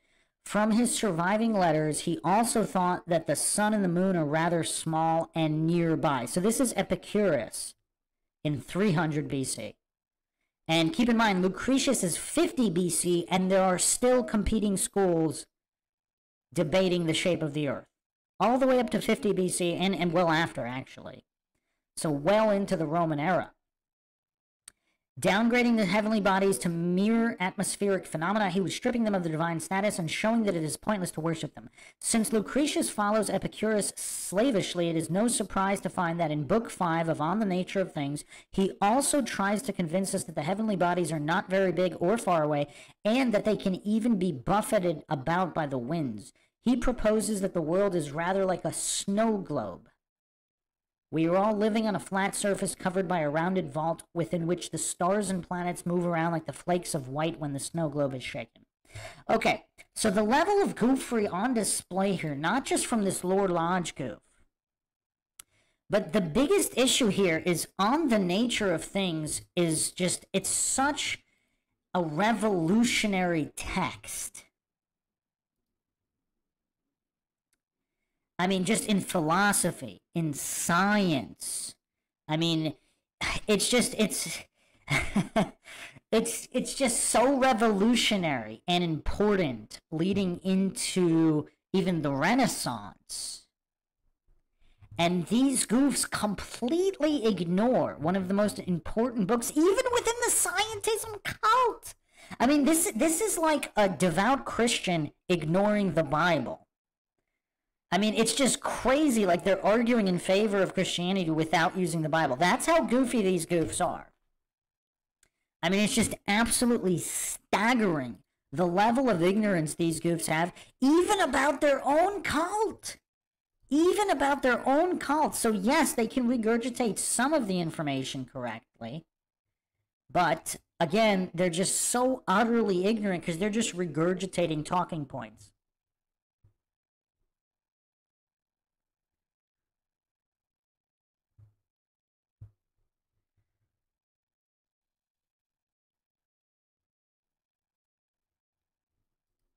Romans came to this conclusion even earlier, considering that the Pythagorean academies that came up with this were in southern Italy. Again, Lucretius, On the Nature of Things, clearly showing the debate was still raging in 50 BC and beyond. Now, of course, in 500 BC, when Pythagoras lived, Rome was a tiny kingdom up in central Italy and definitely didn't extend south. By the 3rd century, it definitely didn't, because he was around there to know for sure, to know what was definitely or not. I mean, is this goof not even on a preschool English level? Like, how would he know what definitely was or wasn't thousands of years ago? I mean, the level of goofery on display here is just staggering. It certainly did. Eventually, Rome would go on to conquer essentially the known civilized world, and as a result, the educated people of the known civilized world, at least in Rome's sphere, fully believed the Earth was a sphere. What wasn't known and wasn't proven... Clearly not. This guy doesn't even know. I mean, he doesn't even know. One of the most prolific texts in all of science and history, Lucretius on the Nature of Things in 50 BC, still clearly demonstrating that there was a raging debate between flat earthers and globe earthers in that time. So it was not universally adopted. Proven at the time was where the Earth actually fit into the structure of the universe. At the time of people like Eratosthenes and even Aristotle, it was believed that the Earth was the center of the universe, that everything was going on around us, whether we were on a flat disk or if we were a round ball, everything was centered on the Earth. The sun, the moon, the stars, they all went in a circle around the Earth. And this concept of a universe with Earth at its center lasted a lot longer than the belief in flat Earth did. And when I say it lasted a lot longer, I mean nearly 2 millennia. Or did it? Again, the goof utterly clueless about Lucretius on the Nature of Things, one of the most fundamental texts in all of history and science and philosophy. However, even back during the BC period, there were challenges to this paradigm. Today, everybody knows about Galileo, and most people are at least familiar with the names Copernicus and Kepler. But these were far from the first people to suggest a heliocentric model, or a belief that the sun, in fact, was at the center of, at the very least, our solar system, if not the universe. Much as with Plato and the spherical Earth, it seems very possible that Pythagorean scholars were the first to suggest a model of the universe where Earth was not at the center. The first individual, so far as we are aware, to posit a heliocentric model of... So far as we are aware, again with the collective narcissism, this collective narcissistic goofery of the universe was Aristarchus of Samos, who lived during the 3rd century BC. Now, we only know of the work of Aristarchus through Archimedes, who himself was a contemporary of both Aristarchus and Eratosthenes. Who thinks he's going to even mention Lucretius or On the Nature of Things? I mean, just conveniently ignoring this pillar of science history. What Archimedes tells us is that Aristarchus believed that it was the Earth that moved, not the sun. Specifically, he believed that the sun and stars were in fixed positions overhead, while the Earth orbited around the sun in a circle and rotated on its own axis. 3rd century BC. Then, in the 2nd century, the Seleucid astronomer Seleucus, or Seleucus of Seleucia, put forward his own version of the theory.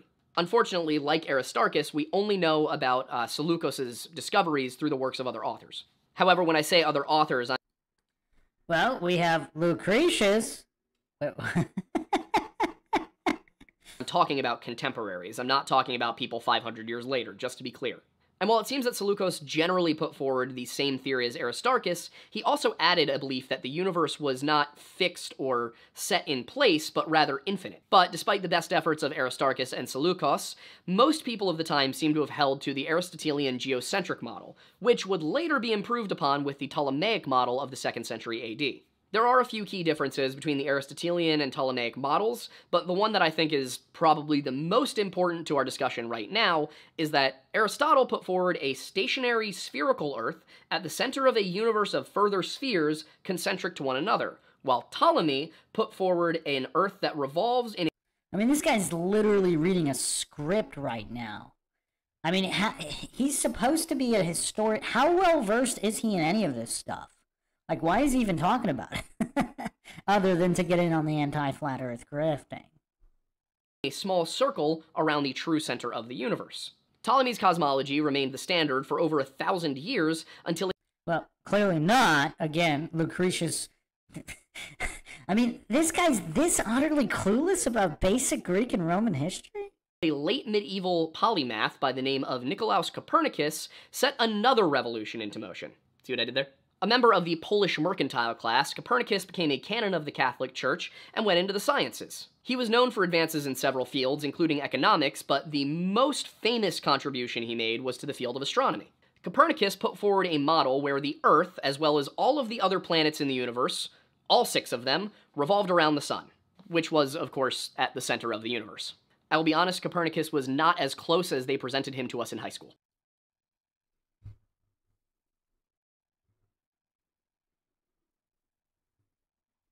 Joyce B. in the chat saying, Gleason purposely made no statement or claim on the shape of the Earth when filing his Gleason map patent, as he feared a declaration of a non-moving level Earth would get a patent office reject of his map.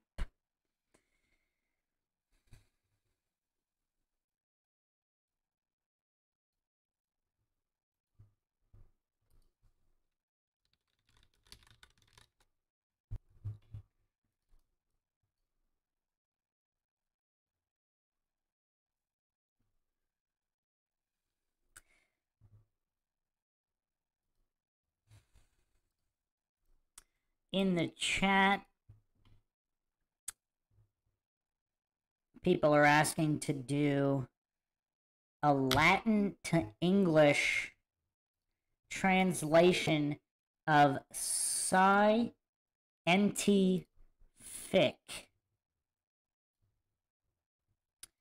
I will put the result on the screen in a second.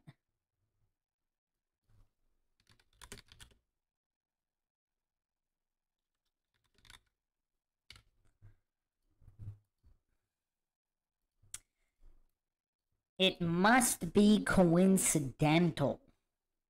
It just has to be, doesn't it? It has to be. Well, science, the word science is awfully close to seance.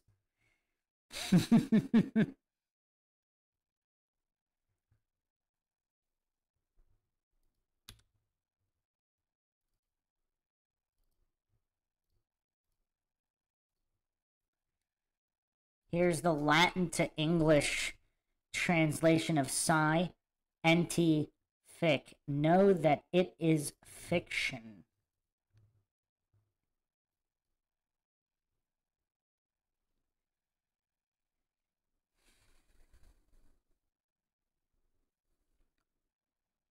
That's quite interesting, is it not?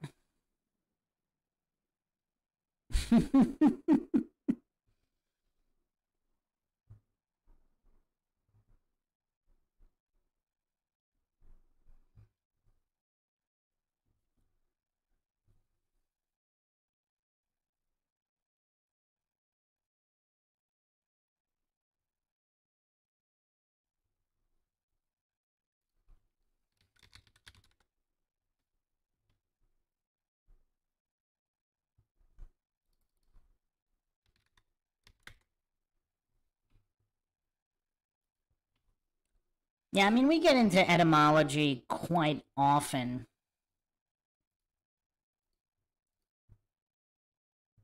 Copernicus also pulled off the most hardcore version of the will you elaborate on that no meme ever by dropping his heliocentric theory in 1543 and then dying of a stroke. I mean, look at the religious regurgitation of these alleged facts. Not one inkling of doubt. Not one inkling of doubt that the religious cult of scientism that he's regurgitating from could be even slightly inaccurate. Same year. Believe it or not, Eraserhead is my most spiritual film. Why will elaborate on that? No, I won't. But had Copernicus lived, there would have been some pretty hardcore debates between him and a guy by the name of Giovanni Maria Tolosoni. Copernicus being dead meant that Tolosoni was basically doing the old man yells at cloud meme, arguing that Copernicus was using math to try and prove his point like a naughty little boy. Tolosoni's objections didn't really do a ton during the exact time period when he was making them, and the Catholic Church only really started to crack down on this whole heliocentrism thing in the 1600s.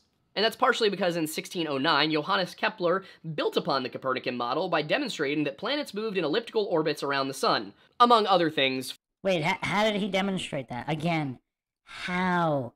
We're not getting any hows from this grifter. Not one how explanation on any of this. Where are the hows? Where are the hows? Formerly known as Kepler's laws of planetary motion. Fortunately for Kepler, nobody really gave a damn until 1610 when Galileo Galilei decided there just wasn't enough beef in the astronomy fandom. He presented troubling new observations, such as moons around Jupiter. But what Galileo did that was so important was essentially demonstrate that there were other bodies in space that had things orbiting around. Well, how does he know they're physical bodies, though? And how did he demonstrate that they were physical bodies, physical terra firma? I mean, this is getting quite painful. This is getting very, very painful. Afflees Goethe says it's dishonesty that irks me. I'm not convinced this is dishonesty. This could be simple mental disability. I mean, this could possibly be simple mental disability and just thorough indoctrination into a religious cult. Let's not forget, everybody wants to talk about Occam's razor, which they don't even understand. But Hanlon's razor is quite useful as well. Never attribute to malice that which is adequately explained by stupidity. So is he really being dishonest here? I mean, maybe he is. I'm not claiming he's not. I'm not claiming he's... Maybe he is dishonest. Maybe he's not mentally disabled. Maybe he's not. And maybe he's dishonest. But I can't claim that, and I'm not convinced here. Just from... He hasn't demonstrated any level of mental capacity. I mean, look at what he's demonstrated just on basic English. He doesn't even have basic English proficiency. He thinks round is synonymous with spherical. I mean, this is what we're dealing with here. Oh, yes, Afflees Goethe. Yeah, there are definitely dishonest people out there. Yes, definitely. But there are a lot of goofs where it's hard to tell. It's hard to separate mental disability from dishonesty.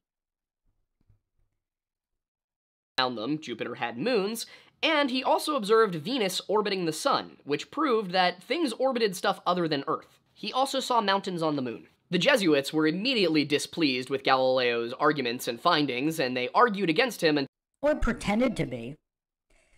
Like, goofs like this, like, they don't even consider controlled opposition. They don't consider any of these. I mean, this is all in The Art of War. I mean, if the goof just read The Art of War, I mean, he claims to be well read.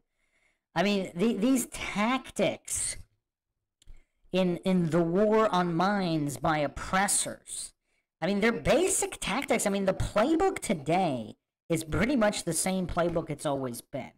Till they looked through telescopes and realized he was right. In the years that followed, the Catholic Church argued with Galileo about things like gravity and mostly used the Bible as the source of their arguments, which brings me to, well, the modern flat Earth movement.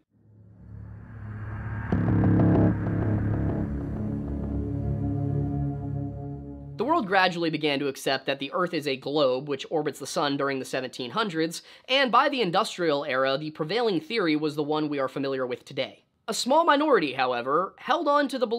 How does he know any of that, by the way? Like, how does he know what the majority did, the minority? Like, he has no verification for any of his claims. Like, this is why, if someone's not talking about logical fallacies, the difference between science and scientism, right from the beginning, it appears that they are just a mentally disabled goof or a dishonest shill, of course. Belief that not only are we at the center of the universe, but also that the Earth is flat. The seminal flat Earth work was Zetetic Astronomy by the English writer Samuel Rowbotham. Thank you, England, this is all your fault. Rowbotham conducted the Bedford Level experiment. Okay, who's got bids that this goof doesn't even understand the Bedford Level experiment or the basic scientific method? Because if you don't understand the scientific method, how can you evaluate an experiment? I mean, I know these are wild questions, but I mean, we're talking about basics here. That's the thing with a lot of these anti-flat Earth grifters. Like, these are the wrong people to be addressing any of this. Like, if you really want to so-called debunk flat Earth or whatever, Like, get some people who actually understand what the scientific method is to do it. In which he placed a telescope 8 inches above the water of the Old Bedford River, a flat canal, and had a boat row away from his position with a 3-foot flag placed atop it. Rowbotham's argument was that if the Earth was curved, then over the course of that 6 miles, there should be about 11 feet worth of curvature. But what Rowbotham observed was that as the boat rowed away from him the whole 6 miles, he never lost sight of the flag. Therefore, the Earth must be flat. He used this experiment. So I'm actually going to play my video on the Bedford experiment because just, wow, I mean, this is so tough because it's like he just reads this quick tagline, just this quick wiki entry, and then he just regurgitates it as gospel without even understanding, like, forget whether he's honest or dishonest, but he doesn't even know. He doesn't even understand the experiment itself. But obviously he's too much of a narcissist to even consider that possibility. So it's like he tricks himself into pretending he understands and then regurgitates with confidence. I mean, this is why this might be a mental disability if he's not acting here. Because listen to the confidence in his voice of this scientism regurgitation. So, I don't know, I guess I'll let this play through and then I'll bring up my video on it. Because the other thing, like a lot of these goofs, they hallucinate that the experiment was actually done perfectly, and then they'll do all the mental gymnastics to pretend that it couldn't have not been done perfectly. So humans are infallible when performing all experiments, no matter which side of which issue they're on.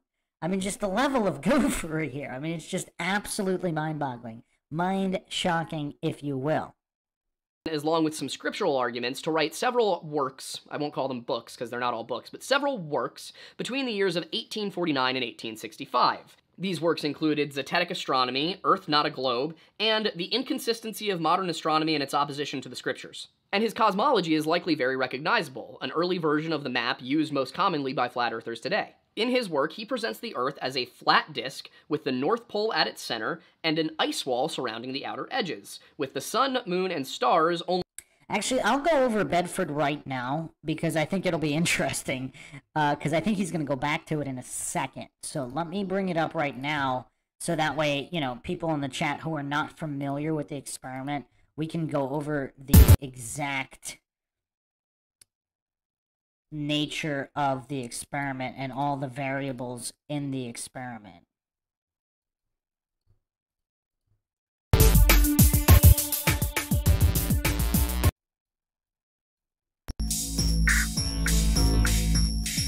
Alright, so this is, of course, a very contested experiment.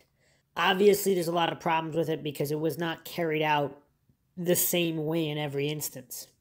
So, that's bizarre. Also, there's a lot of variables like refraction. So how would it work? How would it work on a flat plane versus a sphere? Could you get either result on either model? These are, of course, the questions that a scientific, logical individual would ask, because regardless of the results, would it really prove the surface of the Earth either way? So, I'll go through the mainstream narrative. This is the Bedford level experiment from Wikipedia. It's a series of observations carried along a 6-mile, 9.7-kilometer length of the Old Bedford River on the Bedford level of Cambridgeshire Fens in the UK during the 19th and early 20th centuries to measure the curvature of the Earth.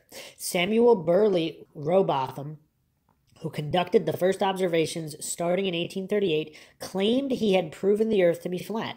However, in 1870, after adjusting Rowbotham's method to avoid the effects of atmospheric refraction, Alfred Russel Wallace found a curvature consistent with a spherical Earth.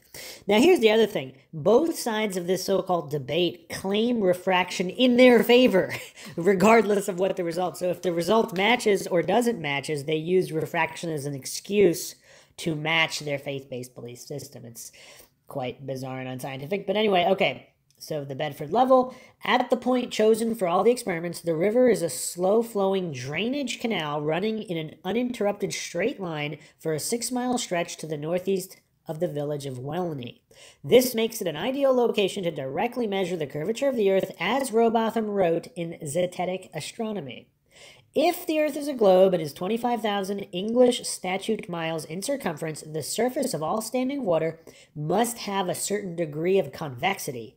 Every part must be an arc of a circle. From the summit of any such arc, there will exist a curvature or declination of 8 inches in the first statute mile. In the second mile, the fall will be 32 inches, in the third mile, 72, or 6 feet, as shown in the following diagram. After the first few miles, the curvature would be so great that no difficulty could exist in detecting either its actual existence or its proportion. In the county of Cambridge, there is an artificial river or canal called the Old Bedford. It is upwards of 20 miles in length and passes in a straight line through that part of the fens called the Bedford Level. The water is nearly stationary, often completely so, and throughout its entire length has no interruption from locks or water gates of any kind, so that it is in every respect well adapted for ascertaining whether any or what amount of convexity really exists. Experiments. The first experiment at this site was conducted by Robotham in the summer of 1838. He waded into the river and used a telescope held 8 inches, 20 centimeters, above the water to watch a boat with a flag on its mast 3 feet above the water row slowly away from him. He reported that the vessel remained constantly in his view for the full 6 miles to Welney Bridge, whereas had the water surface been curved with the accepted circumference of a spherical Earth, the top of the mast would have been some 11 feet below his line of sight. He published this observation using the pseudonym Parallax in 1849 and subsequently expanded into a book, Earth Not a Globe, published in 1865. Robotham repeated his experiments several times over the years, but his claims received little attention until in 1870, a supporter by the name of John Hampden offered a wager that he could show, by repeating Robotham's experiment, that the Earth was flat. The noted naturalist and qualified surveyor Alfred Russel Wallace accepted the wager. Wallace, by virtue of his surveyor's training and knowledge of physics, avoided the errors of the preceding experiments and won the bet. Okay, so here's the thing. The wager was that he repeated Robotham's experiment. So the experiment, if the experiment is using a telescope or whatnot 8 inches above the water, if those were the agreed terms, then you have to repeat the same experiment. You can't adjust the variables.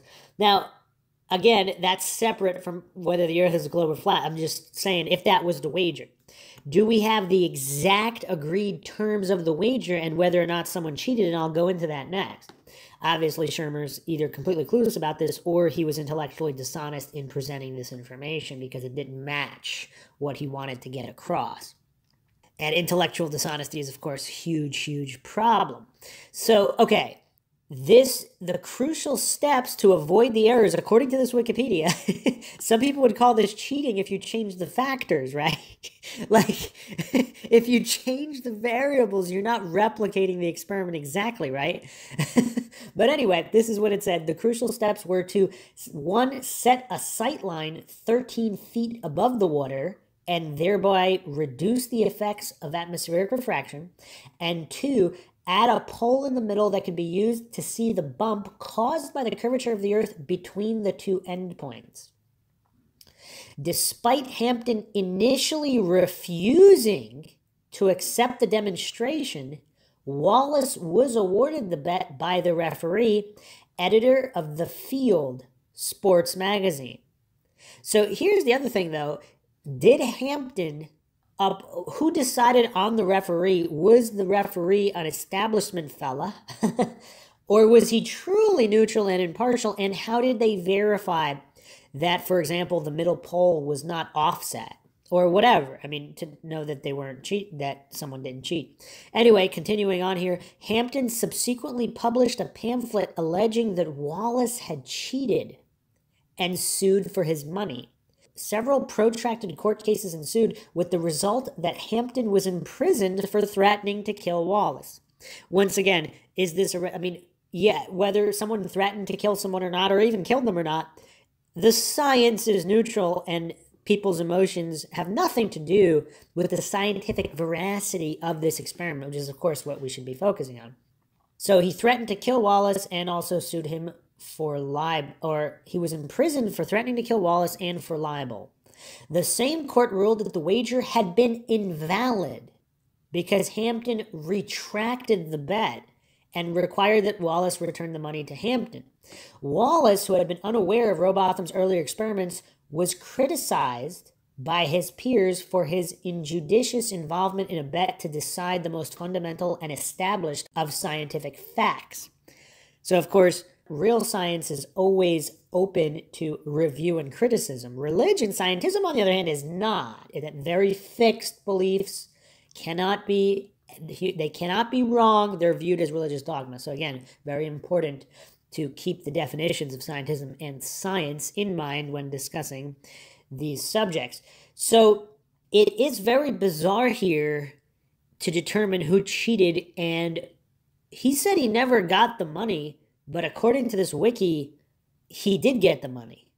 So is Shermer clueless? Did Shermer not even do a 60-second search on the Wikipedia, or is the Wikipedia wrong? I mean, I'll get into the claims made by the Flat Earth side in a moment. So in 1901, Henry Yule Oldham, a reader in geography at King's College, Cambridge, reproduced Wallace's results using 3 fixed poles at equal height above water level. When viewing through a theodolite, the middle pole was found to be almost 3 feet higher than the poles at each end. This version of the experiment was taught in school until photographs of Earth from space became available. Advocates of flat Earth, however, were not deterred. On May 11, 1904, Lady Elizabeth Ann Blount, who would go on to be influential in the formation of the Flat Earth Society, hired a commercial photographer to use a telephoto lens camera to take a picture from Welney of a large white sheet she had placed the bottom edge near the surface of the river at Rowbotham's original position 6 miles away. The photographer, Edgar Clifton, from Dallmeyer's studio, mounted his camera 2 feet above the water at Welney and was surprised to be able to obtain a picture of the target, which he believed should have been invisible to him given the low mounting point of the camera. Lady Blount published the results far and wide. These controversies became a regular feature in the English Mechanic magazine in 1904 and 1905, which published Blount's photo and reported 2 experiments in 1905 that showed the opposite results. One of these, by Clement Stratton on the Ashby Canal, showed a dip on a sight line only above the surface. Okay, refraction. Atmospheric refraction can produce the results noted by Rowbotham and Blount. Because the density of the air in Earth's atmosphere decreases with height above the Earth's surface, all light rays traveling nearly horizontally bend downward so that the line of sight is a curve. This phenomenon is routinely accounted for in leveling and celestial navigation. If the measurement is close enough to the surface, the downward curve may match the mean curvature of the Earth's surface. In this case, the 2 effects of assumed curvature and refraction could cancel each other out, and the Earth will then appear flat in optical experiments. This would have been aided on each occasion by a temperature inversion in the atmosphere, with temperature increasing with altitude above the canal, similar to the phenomenon of the superior image mirage.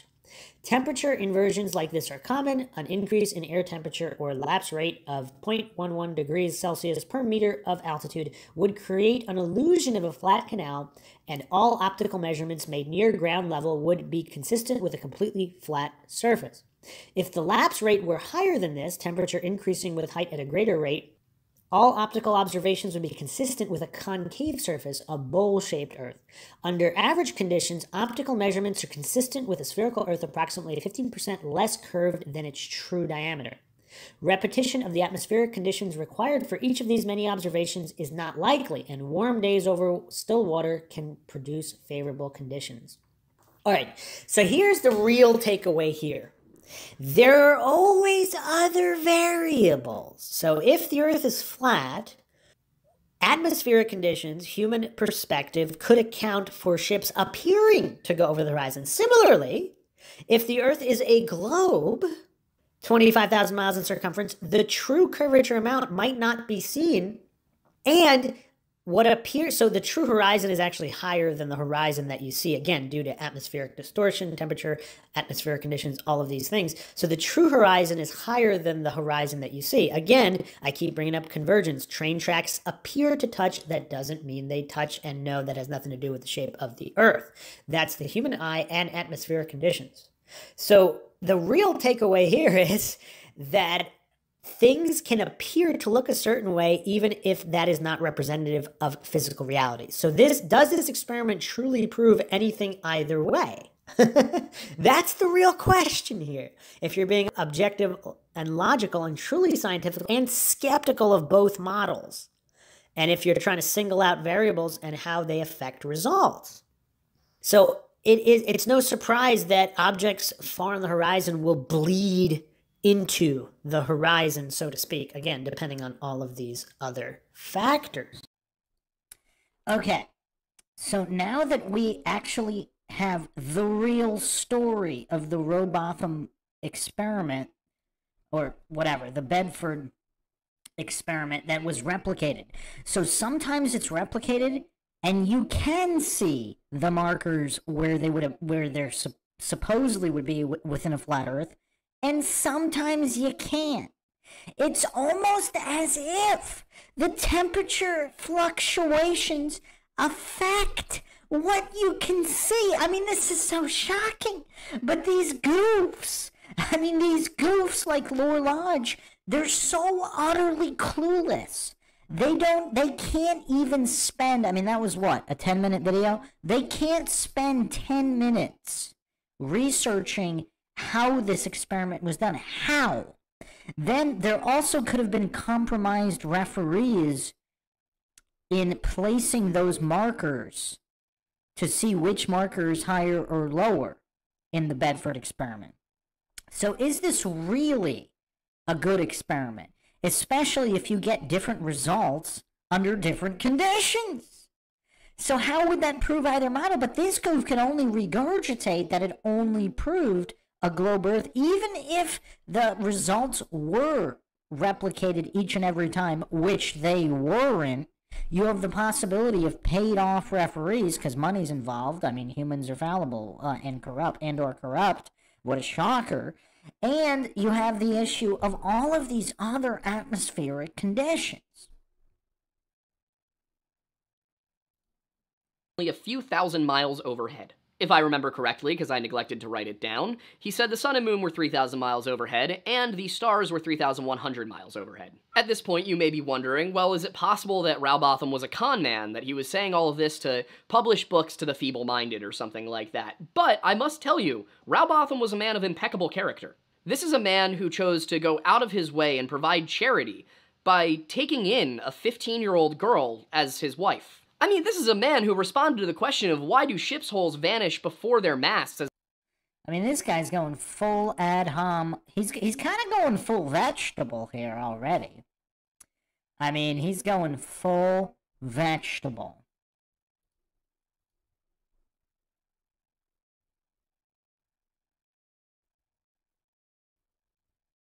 Just double checking the stream here. Dropping a little bit. I think we should be okay.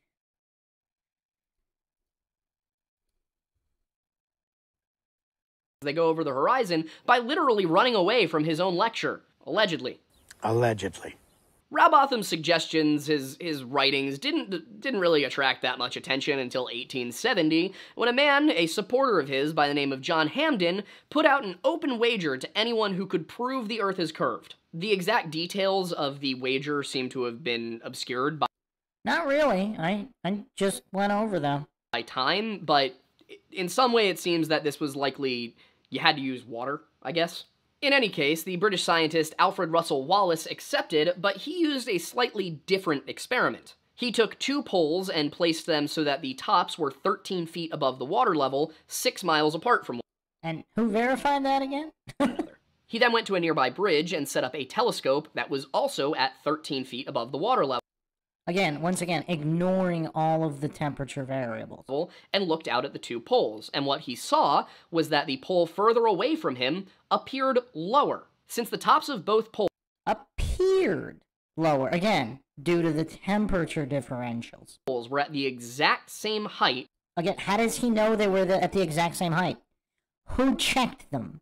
I mean, look at this goof regurgitating with religious fervor. And again, even if they were at the exact same height, that still doesn't prove anything due to the temperature differences. Above a level surface, the only way that the one further away could be lower than the one nearer by is if the Earth curved. I mean, if you want to use, if a lot of these scientists and cultists, they use character assassinations, but then nobody wants to talk about Einstein. If we're going to disqualify people from somehow their theories are false because they married their young cousin or whatever, I mean, they're not even consistent in their goofery. I mean, it's hypocrisy plus goofery. Which, like, that alone, it's done. It's over. You would think. It's a level surface. There's no grade. It's a canal. Yep. It doesn't move. Correct. Ah! And yet the goof's getting frustrated and screaming when he's so utterly clueless. He doesn't even know about refractions and temperature differential. I mean, the level of cluelessness, he's getting frustrated over his utter goofery. Despite this complete refutation by Alfred Russel Wallace... Refutation. See, we just went over the full story here, which he's obviously too clueless of, or if he's acting and he's an intentional deceiver, he's pretending not to know the real story to push this grift. Hamden continued to publish flat Earth materials for many years, and also sent Wallace a whole bunch of death threats. Eventually, Wallace took the death threats to the courts and said, hey, please commit this guy to an asylum for both his own good and my safety. Some flat earthers will probably tell you that Wallace made all of this up. The overwhelming evidence is that he didn't. As for Rowbotham's part and how he responded to... Which overwhelming evidence? I mean, we just went over a ton of evidence. ...to a complete refutation of all of his theories, and the... What refutation? ...proof that his own experiment was faulty, he said it was perspective and not curvature. But the problem was that the telescope was level to the two poles. Again, who verified how level it was and how level the poles were with each other? Some paid-off referee in this wager? Or, and again, completely ignoring the temperature inversion. It was at 13 feet. Perspective... Heracles in the chat saying, I lean deceiver because this was supposed to be a logical refutation. Yeah, but if he's mentally disabled... in his own deranged, feeble mind, he might think this is logical refutation. Because if he doesn't know what logic is, and he doesn't know what the scientific method is, then he might think this actually is logical refutation.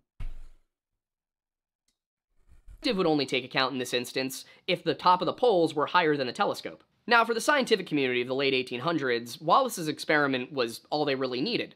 He had shown that the Earth was not flat. How would that experiment prove that?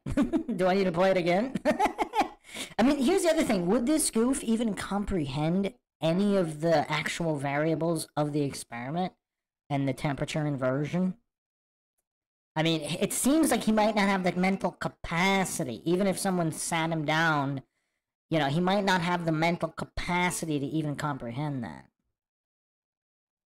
That the Earth is in fact curved, and he had shown that Rowbotham's experiment, when replicated, produced results antithetical contrary to Rowbotham's theories. No, they didn't. Some of them did, some of them didn't. Almost as if there are other variables, like the temperature inversions. For the Flat Earth community, however, this was not enough to convince them of something the Greeks had known since at least the 4th century BC. So they kind of doubled. Again, completely ignoring Lucretius and the seminal work on the nature of things hundreds of years later. I mean, just the level of gophery here. I mean, this guy's completely clueless. I mean, I don't know, I'm leaning to maybe running him through the system just to see how he would do. I mean, obviously, he's nowhere near the dunning-kruger level of Craig, but... or even the entertainment level. I mean, Craig makes it entertaining with his goofery. I mean, this guy's very dull and boring with his goofery.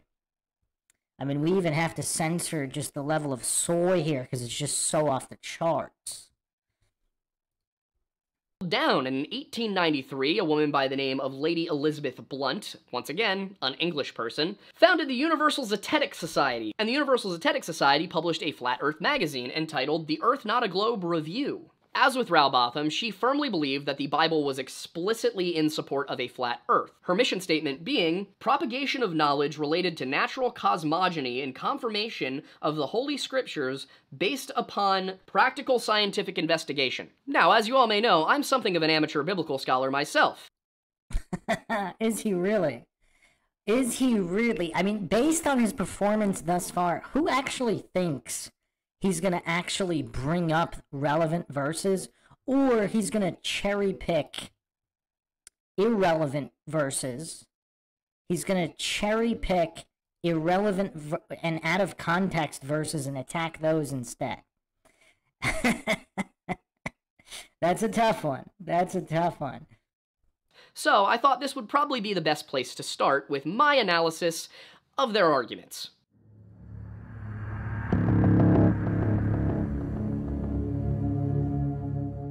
For me, part of the reason I decided to take on Flat Earth was as a defense of my Christian faith, and to show the world that no matter— Wait, no way. This guy pretends to be a Christian? What? Okay, I might well, again, if mental, yeah, I mean, if the mental disability is that severe, I mean, maybe? I mean, maybe?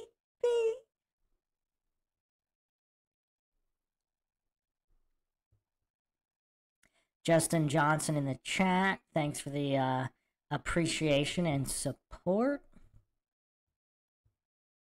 Conscious Machine 413 as well.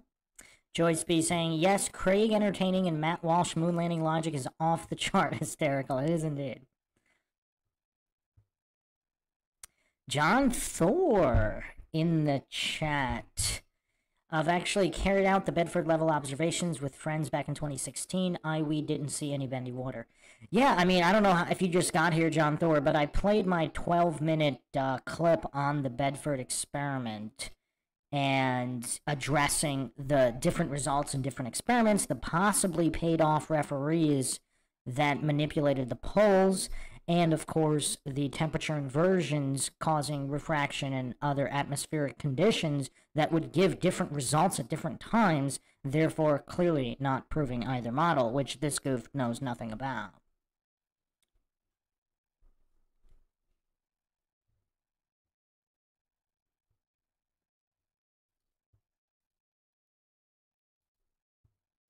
No matter what flat earthers say, the Bible is not a flat earth book.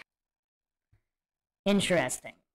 So, what flat earthers say obviously has nothing to do with, what anybody says has nothing to do with anything. Why not look at the empirical passages? So this goof is hallucinating that the Bible is not a flat earth book. I mean, this is one of the easiest, I mean, clearly it is. I mean, we can go Old Testament, we can go New Testament. I mean, this is just this is getting kind of weird because, I mean, this is all well established. Like, this isn't even the controversial stuff. I mean, there's dozens and dozens of verses clearly demonstrating that the Bible is in fact a flat earth book, regardless of whatever, again, I do not claim any model is true or untrue. It's not relevant to which model is true in examining whether or not the Bible is a flat earth book or not. I mean, wow. Let me go over a few things here, because I don't know if I specifically went over this extensively.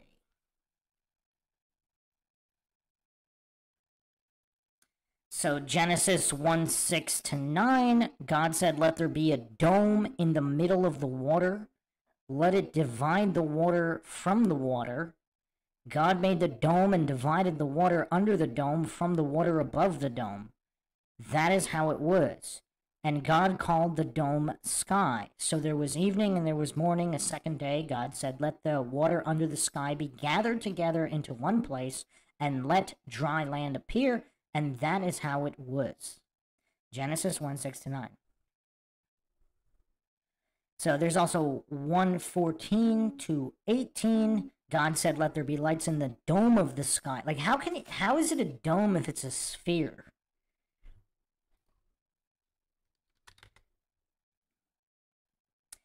Because a dome is a rounded vault usually from a circular base, from a flat circular base. So it is the upper half of a sphere. How can that exist over another sphere if it's only a dome? It would be a sphere in a sphere. I mean, obviously this guy doesn't do basic logic, but... So, Genesis 1:14 to 1:18, God said, "Let there be lights in the dome of the sky to divide the day from the night. Let there be signs, seasons, days, and years. Let them be for lights in the dome of the sky to give light to the earth." And that is how it was. God made the two great lights, the larger light to rule the day, the smaller light to rule the night, and the stars. God put them in the dome of the sky to give light to the earth, to rule over the day and over the night, and to divide the light from darkness. And God saw that it was good. So that's Old Testament. Let's go to a New Testament, 2 Peter 3:5. First, understand this: during the last day, scoffers will come, following their own desires and asking, "Where is this promised coming of his? For our fathers have died, and everything goes on just as it has since the beginning of creation." But wanting so much to be right about this, they overlook the fact that it was by God's word that long ago there were heavens, and there was land which arose out of water and existed between the waters. And by means of these things, the world of that time was flooded with water and destroyed.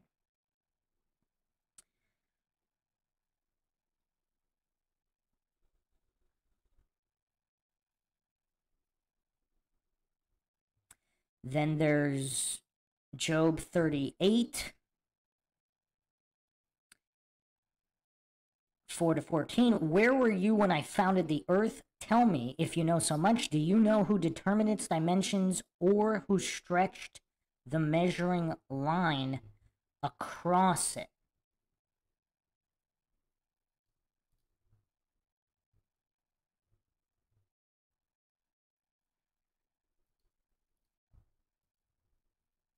"On what were its bases sunk, or who laid out its cornerstone?" Cornerstone. "When the morning stars sang together and all the sons of God shouted for joy, who shut up the sea behind the closed doors when it gushed forth from the womb? When I made the clouds its blanket and dense fog its swaddling cloth, when I made the breakers its boundary, set its gates and bars, and said, you may come this far, but no farther. Here your proud waves must stop. Have you ever in your life called upon the dawn and made the morning know its place so that it could take hold of the edges of the earth and shake the wicked out of it? Then the earth is changed like clay under a seal, and its colors are fixed like that of a garment. So can you have a spherical seal? Like when people write letters and you stamp the seal, is it on a flat surface? Or is it some kind of magical spherical seal?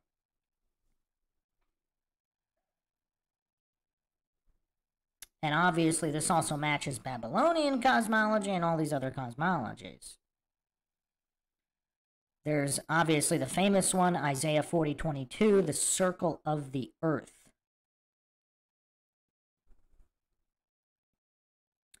And here's the main argument against this, is a lot of goofs hallucinate that circle is synonymous with sphere.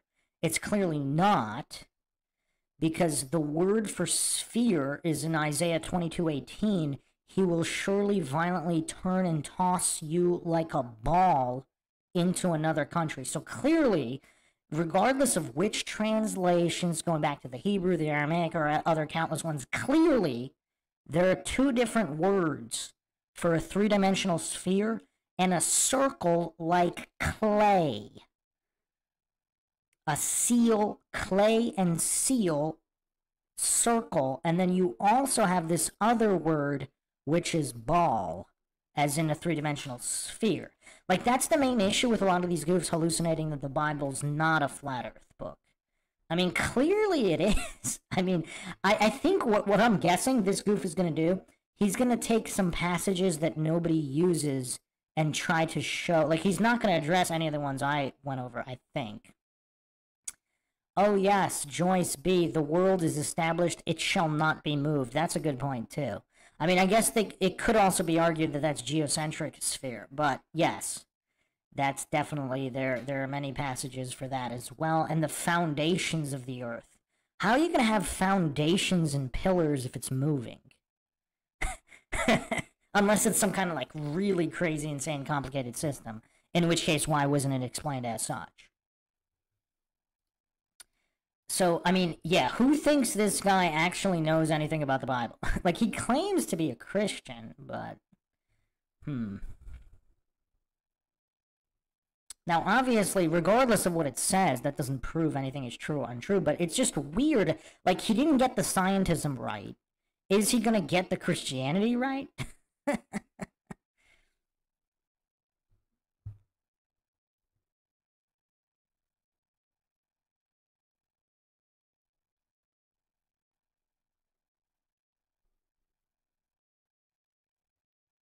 And of course, there's also the issue for some of the New Testament quotations, the Greeks may have already, if the stories are true about Eratosthenes and all of this, the Greeks may have already been on, and some of the world, on a spherical globe cosmology, which would be interesting because the Bible would still be against that, and anybody believing the Bible over the current authorities. I mean, here's one of my favorite passages, which I've mentioned many times, and just to clarify, I'm not a Christian. I do not claim the Bible is true or untrue, and obviously included in that, obviously the Bible could be true. I do not claim it is true or untrue. Obviously, there are some issues with translations, because there are obviously different Bibles. There's all the apocryphic texts that were removed, which might contain a lot of truths as well.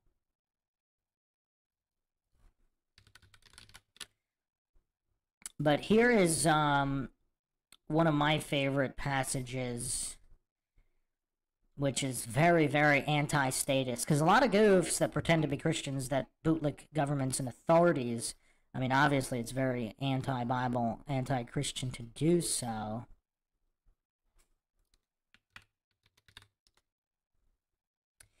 Ephesians 6:12, which is also actually related to 1 Corinthians 2:5, that your faith should not stand in the wisdom of men, but in the power of God. Ephesians 6:12 states, for our struggle is not against the flesh and blood, but against the rulers, against the authorities, against the powers of this dark world, and against the spiritual forces of evil in the heavenly realms. But even in this realm, in this dark world, I mean, you know, post all of what's been coming out about all of these evil scum, whatever you want to call them,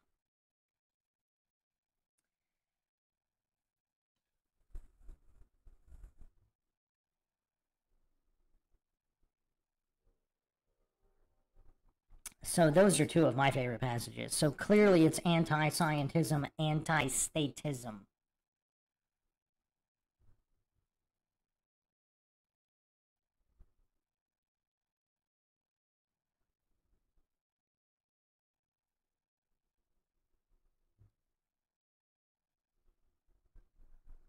Alright, so let's see if he addresses any of these quotations that I mentioned or not. Or if he picks some irrelevant ones and pretends that they debunk something.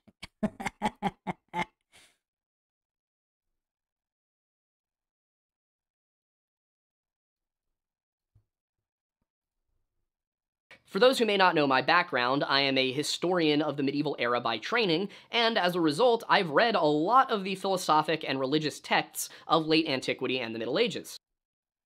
But he hasn't read Lucretius's On the Nature of Things, one of the absolute seminal works of all of science and history?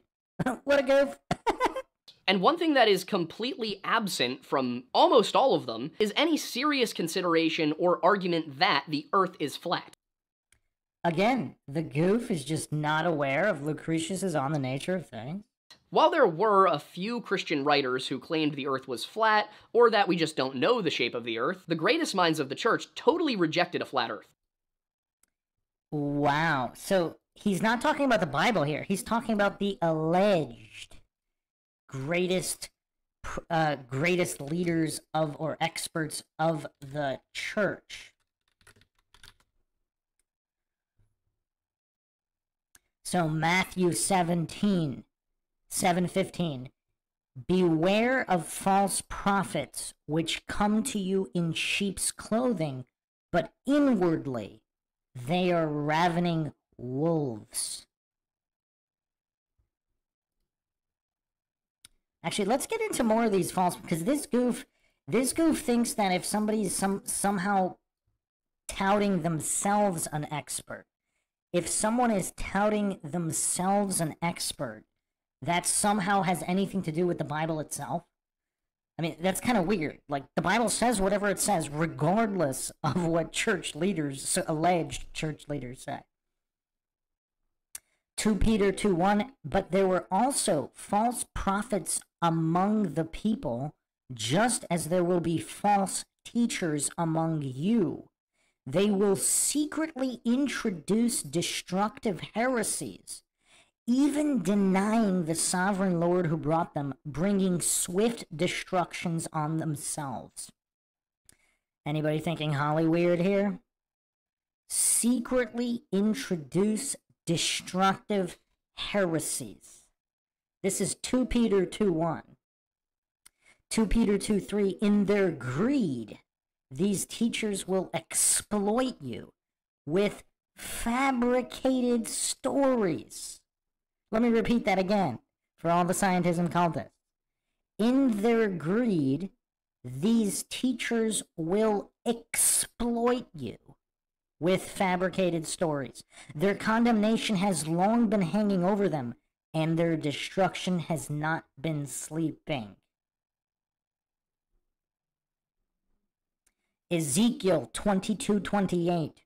Her prophets whitewash these deeds for them by false visions and lying divinations. They say, this is what the sovereign Lord says, when the Lord has not spoken. Mark 13:22. For false messiahs and false prophets will appear and perform signs and wonders to deceive, if possible, even the elect. Project Bluebeam, anyone? Project Bluebeam, anyone? Now, the elect, or the elect of God, are those whom God has predestined to salvation. There's a lot of debate on that. I'm not going to get into that. But obviously the point here was false messiahs, false prophets, and signs and wonders to deceive.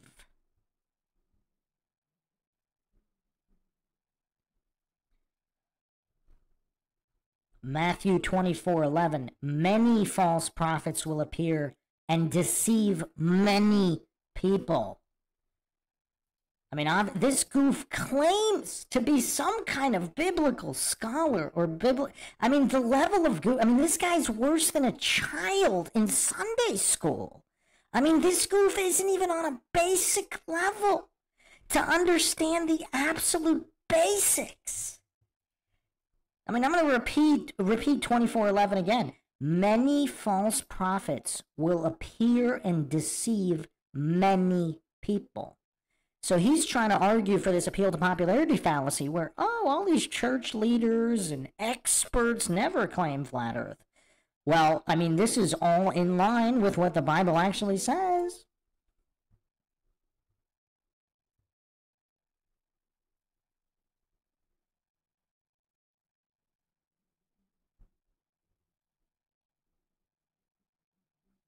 Jeremiah 14:14, also quite powerful. Then the Lord said to me, the prophets are prophesying lies in my name. I have not sent them, or appointed them, or spoken to them. They are prophesying to you false visions, divinations, idolatries, and the delusions of their own mind. Like maybe pretending a circle is a sphere.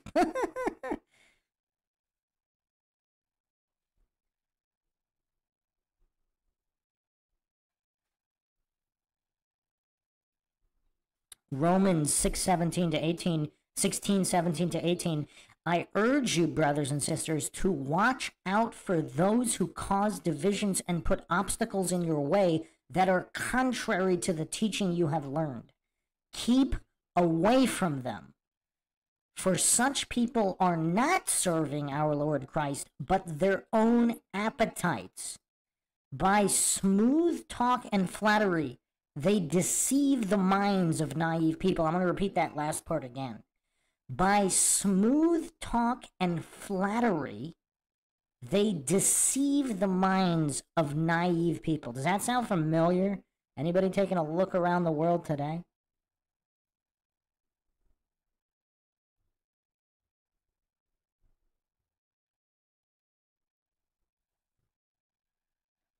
Here's another extremely powerful one. 2 Timothy 4:3-4. For the time will come when people will not put up with sound doctrine. Instead, to suit their own desires, they will gather around them a great number of teachers to say what their itching ears want to hear.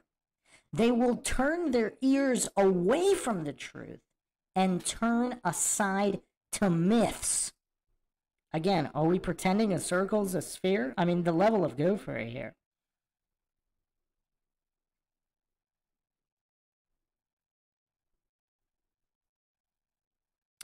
Two Corinthians 11:13-15. For such people are false apostles, deceitful workers, masquerading as apostles of Christ. And no wonder, for Satan himself masquerades as an angel of light. It is not surprising then if his servants also masquerade as servants of righteousness. Their end will be what their actions deserve. So again, I'm not done here, but I'm not done here. I'm just pointing out here that this goof, this deceiver, either intentional or through mental disability, is clearly not a true Christian. He clearly doesn't understand what any of this says, because he's preaching scientism. He's preaching anti-Bible scientism.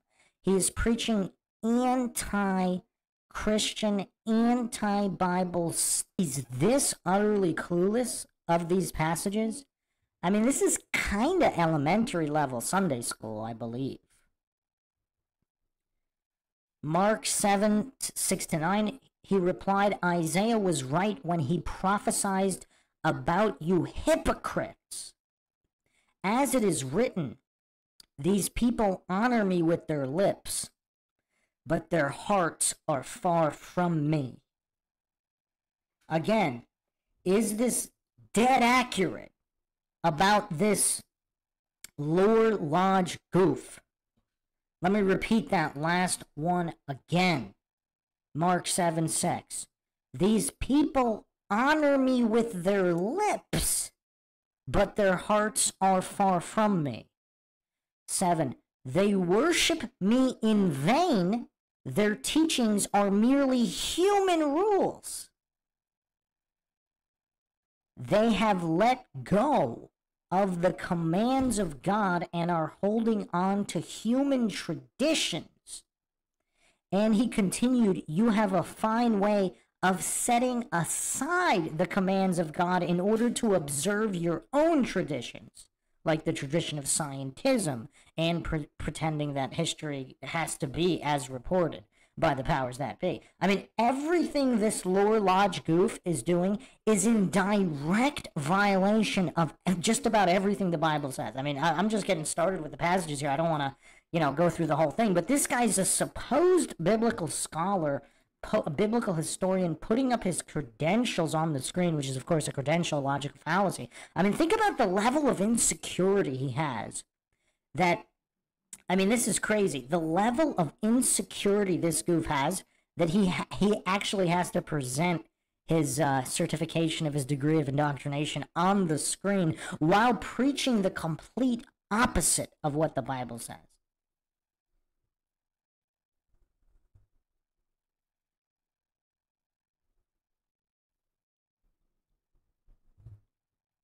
So I just wanted to go over some of those Bible verses about false prophets because this goof is so utterly clueless. He thinks that anybody that labels themselves some kind of church leader is somehow magically not a false prophet or a false teacher. I mean, what? The Bible clearly warns about many, not a couple, many false prophets and false teachers deceiving many people. I mean, how can it be any more clear? Again, I'm not claiming anything in the Bible is true, but how can it be any more clear what it actually says, though? And these goofs are going to pretend it doesn't say that? These goofs are going to preach the opposite of what it says? I mean, this is basic stuff, too. That's why, it's kind of hard to tell if this is just outright mental disability or if this guy's an intentional deceiver.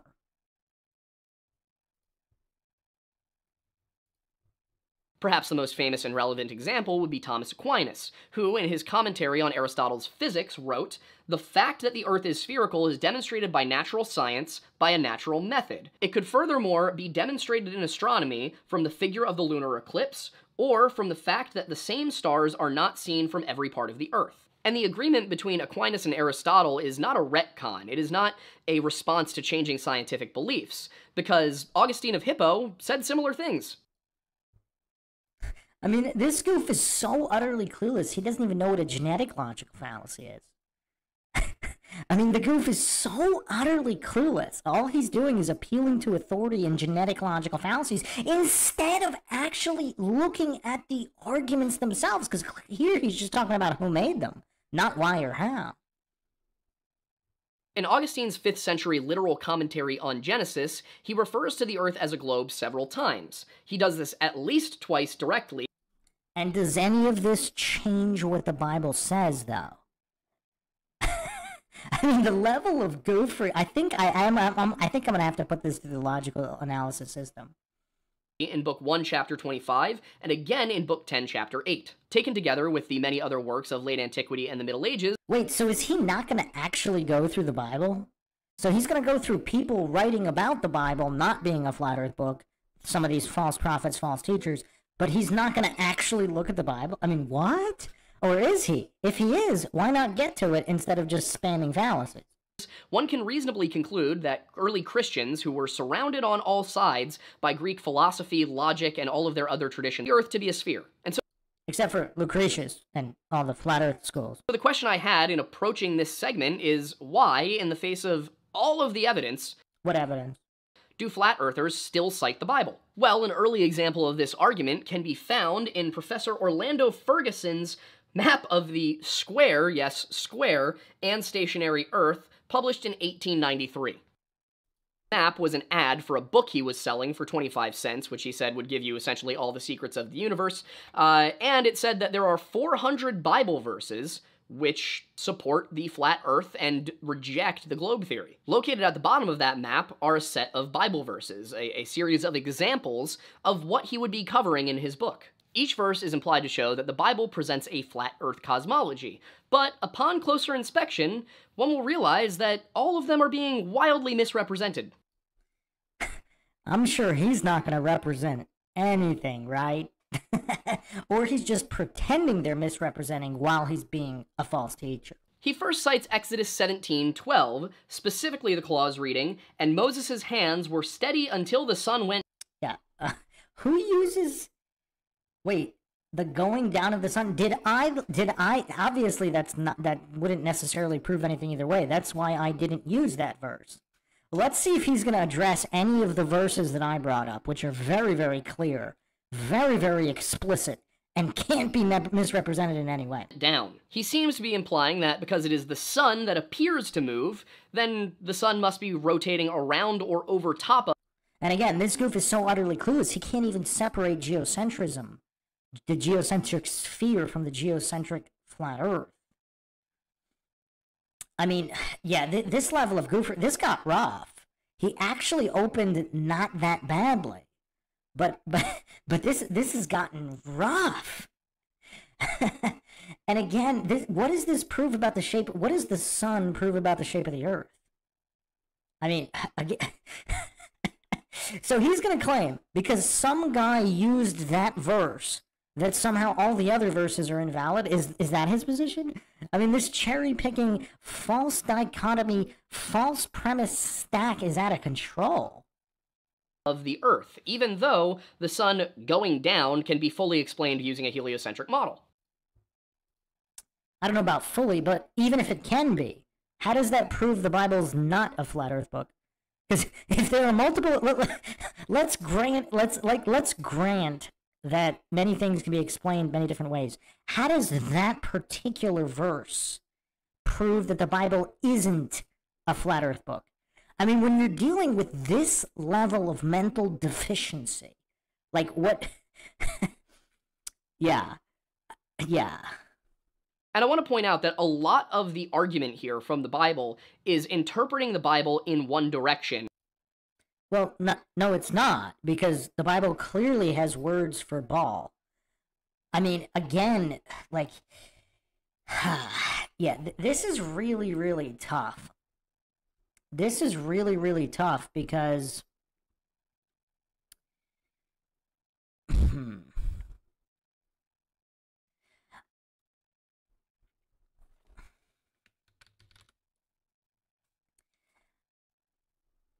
the Earth is changed like clay under a seal. Now, so is he saying that there are spherical seals? Like a seal for a paper, you know, an important paper or a letter, because they had clay seals. I mean, maybe I need to put a picture of a clay seal, because, I mean, does this goof not, I mean, this guy is a historian. Does he not know how seals were used?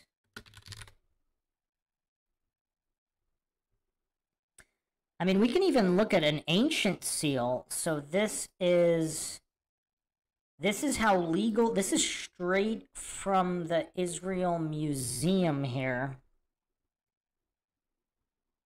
Just give me a second to bring it up.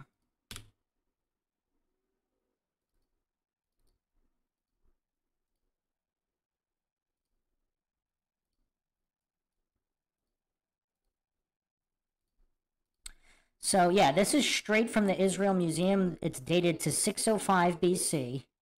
So this is a clay seal. This is how legal documents were signed back then. So notice how the outer edges of the seal are actually higher than the rest of this of the rest of the seal. You know, I mean, maybe it's just a coincidence that Antarctica is the highest land on Earth. Maybe it's all coincidental. I'm not saying it is or it isn't. I'm not saying it is or it isn't. But how can you misrepresent that, again, the quote here, Job 38, 4-14, the earth is changed like clay under a seal, and the edges of the earth.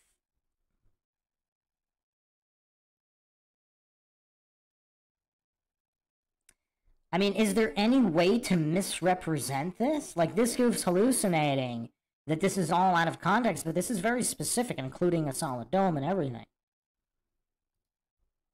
And pretending it can't be interpreted the other way. Sure, you could. How can you interpret, like, he's the one pretending it can be interpreted another way, like with spherical seals or something. Could interpret Exodus 17:12 as saying it was the sun that was moving. Yeah, this is all irrelevant, because who cares about that particular Bible passage when there are so many others that are specifically talking about the shape of the earth instead of whether it looks like the sun is moving or not. I mean, I have to start to consider the possibility this guy might be a paid actor, because is it possible to be this dumb? Unless, again, I mean, if he has a complete mental... I mean, but even mentally disabled people wouldn't use that verse. I mean, I don't know. But you can also interpret it, Exodus 17:12, as saying that night was coming and the earth was rotating away from the sun. Because the sun's position in the sky is not the important aspect of the verse, using this as if it's somehow directly correlated or the correct cosmology is ridiculous. The next verse used is Joshua 10:13, specifically, so the sun stood still and the moon stopped, which suffers from the same... Again, notice how he didn't use any of the actual definitive passages that are very explicit. Like, he's using all of these passages that are talking about the sun and the moon instead of the earth and the shape of the earth. Like, even a mentally disabled person, I mean, even a mentally disabled person would probably know the difference between the sun and the moon and the earth, right? Like, why is this goof talking about all these passages that have nothing to do with the actual earth itself? Like, I mean, I have to say, I'm a little surprised. Like, I didn't think he'd be this goofy. I mean, this guy's a biblical scholar, and he's not bringing up all these other passages that I brought up. Same issue as the previous example. I mean, I don't even claim to be a biblical scholar. But, I mean, I think I'm at least maybe children's level basics of, elementary Sunday school. I think I'm there. Maybe I'm not. I mean, maybe I'm not at that children's level, but at least I know the basics. He doesn't even seem to have the basics down. Nothing about the sun stopping overhead in this verse implies that the earth is flat or stationary. The language is describing an event as seen from the earth, so the sun only appears to stop is a perfectly reasonable alternate explanation or interpretation of the verse. These biblical arguments only work if the interpretation given by the flat earthers is the only one which could reasonably make sense. Well, no, it states quite clearly in Genesis exactly how the earth was made and the dome. It states quite clearly the pillars of the earth, the corners of the earth being, again, I mean, how many times do we have to go over this passage? The earth changed like clay under a seal. Like, these are seals, according to his scientism cult, according to his archaeology cult. The Israel Museum is legitimate, and these are all dated legitimately, and these are how seals were made in biblical times. So, how can you interpret this as being a spherical seal? Like, what is this guy smoking? I mean, just the level of goofery here. I mean, it's crazy. The earth, Job 38:14, the earth takes shape like clay under a seal. Clay under a seal. I mean, how can this be misinterpreted? And again, circle and ball are two different words. And in these two verses, it's not. Okay, that's why these are cherry-picked verses. These are just cherry-picking logical fallacies and strawmanning. Leaving aside the myriad issues with a literal interpretation of this verse, there's no reason that it only works on a flat Earth model. This is because the Earth, going by flat Earth rules, isn't actually spinning, so there would really be no consequences if the sun and moon stopped rotating overhead, especially if it was just for a few hours one time. In any case, neither of these first two examples directly addresses the shape or substance of the Earth. So why even bring them up when there's all these other ones that clearly do? But he believes that 1 Chronicles 16:30 does. Reading, "Tremble before him, all the earth. Indeed, the world is firmly established, and it will not be moved," in the New American Standard. Again, that's an argument for a stationary Earth, not the shape of the Earth. Notice how he's avoiding all of the actual passages that address the actual shape. Standard Bible, it is implied that this means the earth is a stationary, immovable object. Now, rule 1 of interpreting the Bible is don't take verses out of context. How is that taking it out of context? He's the only one taking anything out of context here and hallucinating alternate explanations. And the context here is crucial, given that this is a prayer of thanksgiving and not meant to be taken in a literal sense. It's meant in a metaphysical sense. This is not a statement that the earth doesn't move, earthquakes having been recorded earlier in the Bible, but rather it is an Again, look at him intentionally misrepresenting and taking it out of context. The earth not moving does not refer to earthquakes not existing. It refers to the pillars and the foundation of the earth and its place within whatever medium it is. You can call it the cosmos or whatever. Like, his psychological projection here, look at his micro-expression here, too. I think I might have to lean deceiver here. Yes, deliberate. This might not be genuine mental disability. It might not be. This might be intentional deceit. I mean, obviously the guy's not smart in any way, but you can be a dumb deceiver as well. He might be just an average dumb deceiver, not a mentally disabled honest person. An exaltation of the establishment of Jerusalem as the resting place of the Ark of the Covenant. It's literally a prayer of thanks, remarking that the people of Israel will not be driven from their lands and will retain them through God's protection. Psalm 136:6 is next, reading, "To him who spread out the earth above the waters," which of course must be read with the understanding that Psalm 136 is a poem. This is metaphorical language, not I mean, if he's talking about biblical scholar, why not just look at the actual biblical cosmology? The firmament and the circle of the earth like this clay seal. Like, it's like he's intentionally avoiding all of the obvious, explicit reference in the Bible as clearly being a flat earth cosmology. a literal description of how the earth was formed. And either way, if you look at what's said, it's hard to understand how this is a refutation of the globe model. Hard to understand for whom? For either mentally disabled goofs or people being intentional deceivers like himself. I mean, clearly he has a feeble mind, even if he's an intentional deceiver. Like, he doesn't even understand basic fallacies. Why on earth would spread out only apply to a flat planet and not a globe? And if you consider what above actually means here, it's not saying that the water is flat at the bottom of everything and the rest of the stuff is above it. It's saying that in terms of elevation, it's higher. Like, so... Wow, talk about intentionally taking things out of context. I mean, this guy's psychological projection is on point. I mean, this guy's psychological projection is on point here. He's completely ignoring Genesis. How do you take Genesis out of context when it's the literal creation of the world and the firmament, the dome? I mean, how is that out of context in any way? There are things that are underwater that are above other things that are underwater. Which has nothing to do with anything. Like, who's intentionally taking things out of context now? And I mean, he's strawmanning like an absolute gift. Yeah, this guy's definitely going to... I'm going to have to put the logical analysis on this, because it's just off the charts. In fact, there is water that is above the water. It's just gaseous. Ferguson goes on to cite Isaiah 12:10 as the sun shall be darkened in its going forth. I mean, he's going over like all these passages that have nothing to do with the shape of the earth.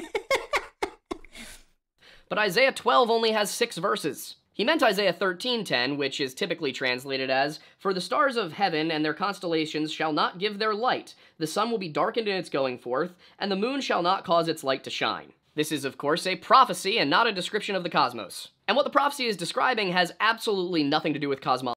Like, all of the verses he's going over have nothing to do with the shape of the earth. At all. It's talking about the destruction of Babylon by an army from far-off lands, later revealed to be the Medes. The same event is actually described in Daniel 5 and 6, but without... Man, his diversion fallacy game is kind of up there, too. I mean, he's spamming red herrings and non sequiturs and strawman. Like, wow. Yeah, this guy, I'm going to have to run the logical analysis system, because I think he is going to make it on the board. He's not going to win. I mean, he's got nothing on Craig. But, I mean, he might make top 10. I mean, he might. any of the details about a darkened sky, because that's about the city itself being taken, and it also doesn't focus on the combat or what's going on outside. It focuses on the warning of what's going to happen. In the sake of Isaiah, however, given that it's prophecy, a literal reading is simply not necessarily the best course of action. But even if you do take it literally, there's nothing in the verse that constitutes a refutation of the globe model. The argument seems to be that because the sun is described as and notice how he completely reframed everything. He shifted the burden of proof. So he's saying nothing refutes the globe. The claim was that the Bible is a flat earth book. That's a positive claim. Now he's saying there's nothing that refutes the globe earth in it, which is obviously a diversion fallacy. That has nothing to do with the claim. The claim is the Bible is a flat earth book, which it clearly is. And now he's just spamming, there's nothing that refutes the globe. Well, first of all, there is. But even if there was not, like the passages he cherry-picked in his cherry-picking fallacy might line up with that, but he clearly ignored all these other passages. Sphinx Bear saying he probably got his debate prep from Michael Knowles. What debate prep is that? None at all? going forth, that means it's not us moving around it. But once again, everything is being described by people on Earth who are observing things from Earth, and thus it's going to look like it's the sun that's moving, even if it's not. Wow. Total false premise. I mean, this is crazy. The way that God created the earth is not being, like, Genesis is not from described by people on earth before earth existed. I mean, think about the level of goofery here. I mean, I know he's talking about his cherry-picked fallacies and, you know, because he's committing so many fallacies here, it might be kind of hard to keep track, but Genesis, in talking about the dome of the heavens, the waters above, waters below, the formation of the actual earth, that's not being described by people on earth as it's happening. I mean, even small children know this. Like, relativity seems to be a really big problem for the flat earth community. Not just the theory of relativity, but really any relativity in general. If anything, this verse seems to be a prediction of something like a lunar eclipse, or perhaps a volcanic eruption, the latter being the more likely, considering that verse 9's language reads, "To make the land a desolation." An eclipse would not cause desolation, but a volcanic eruption certainly would. So while it's unclear to what Isaiah is referring, at the end of the day, the same issue takes hold. Not clear to whom? I mean, this goof keeps saying it's not, this isn't clear, or that's not clear, while hallucinating that all these experiments that he doesn't know how they were done are all perfectly clear and definitely prove what they claim to by the scientism cult.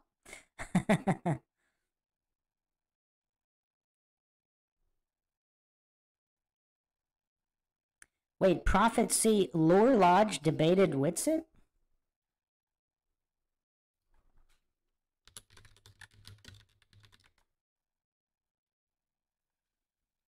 Or did that not happen yet? I mean, wow. That would be hilarious.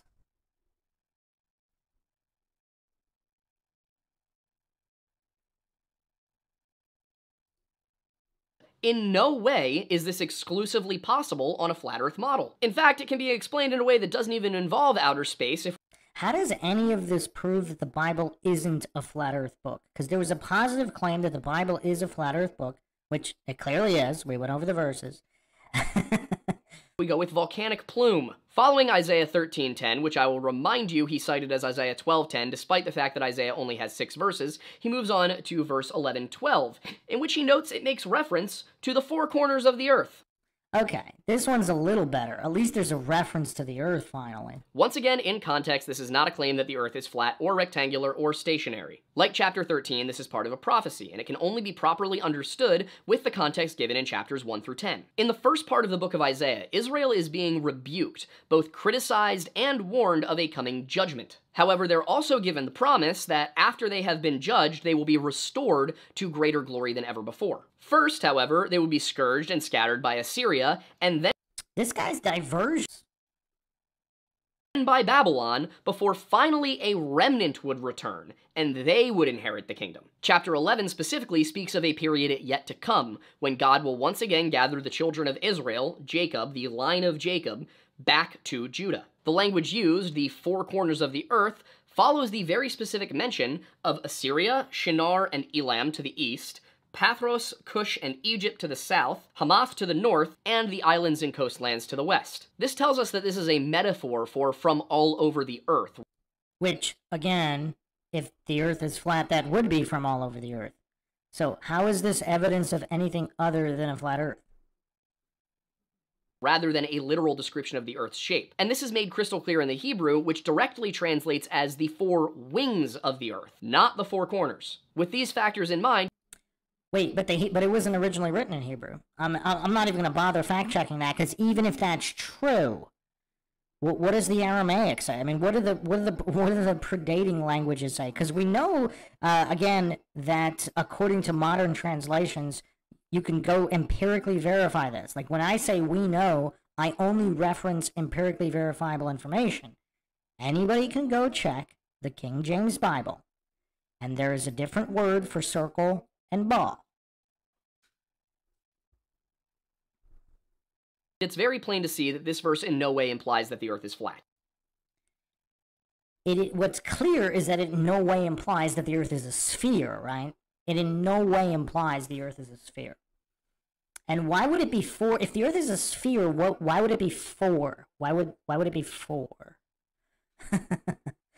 But he doesn't stop with Isaiah 11. No, he continues on to Isaiah 14, which contains the phrase, "The whole earth is at rest," and you can probably guess where this is going. The full verse makes it very obvious that Ferguson is misconstruing the text, reading, "The whole earth is at rest and quiet. They break forth into shouts of joy." In arguing that the first 6 words of verse 7 are to be taken completely literally.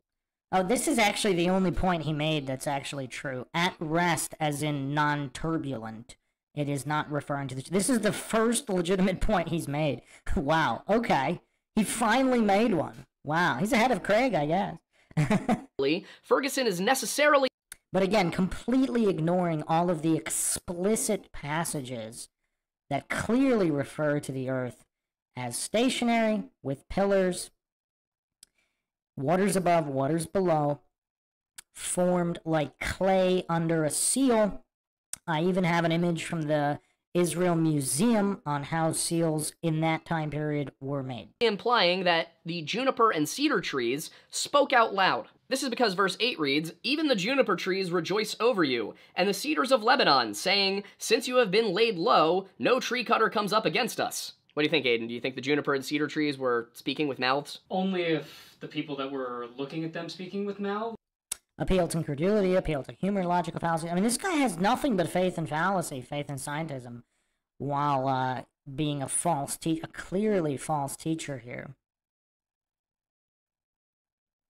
Were standing in front of certain burning bushes.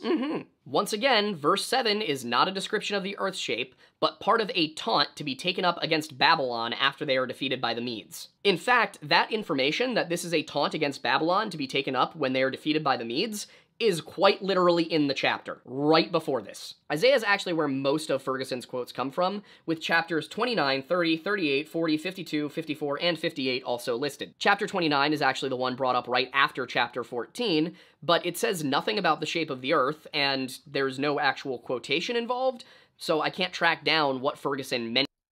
In the chat, people are talking about the Book of Enoch. Yes, but I specifically use the King James Version because there's enough in there already. Because a lot of these goofs will try to pretend that the Book of Enoch is not legitimate. So even on their level with their mental gymnastics, it's still a flat earth book.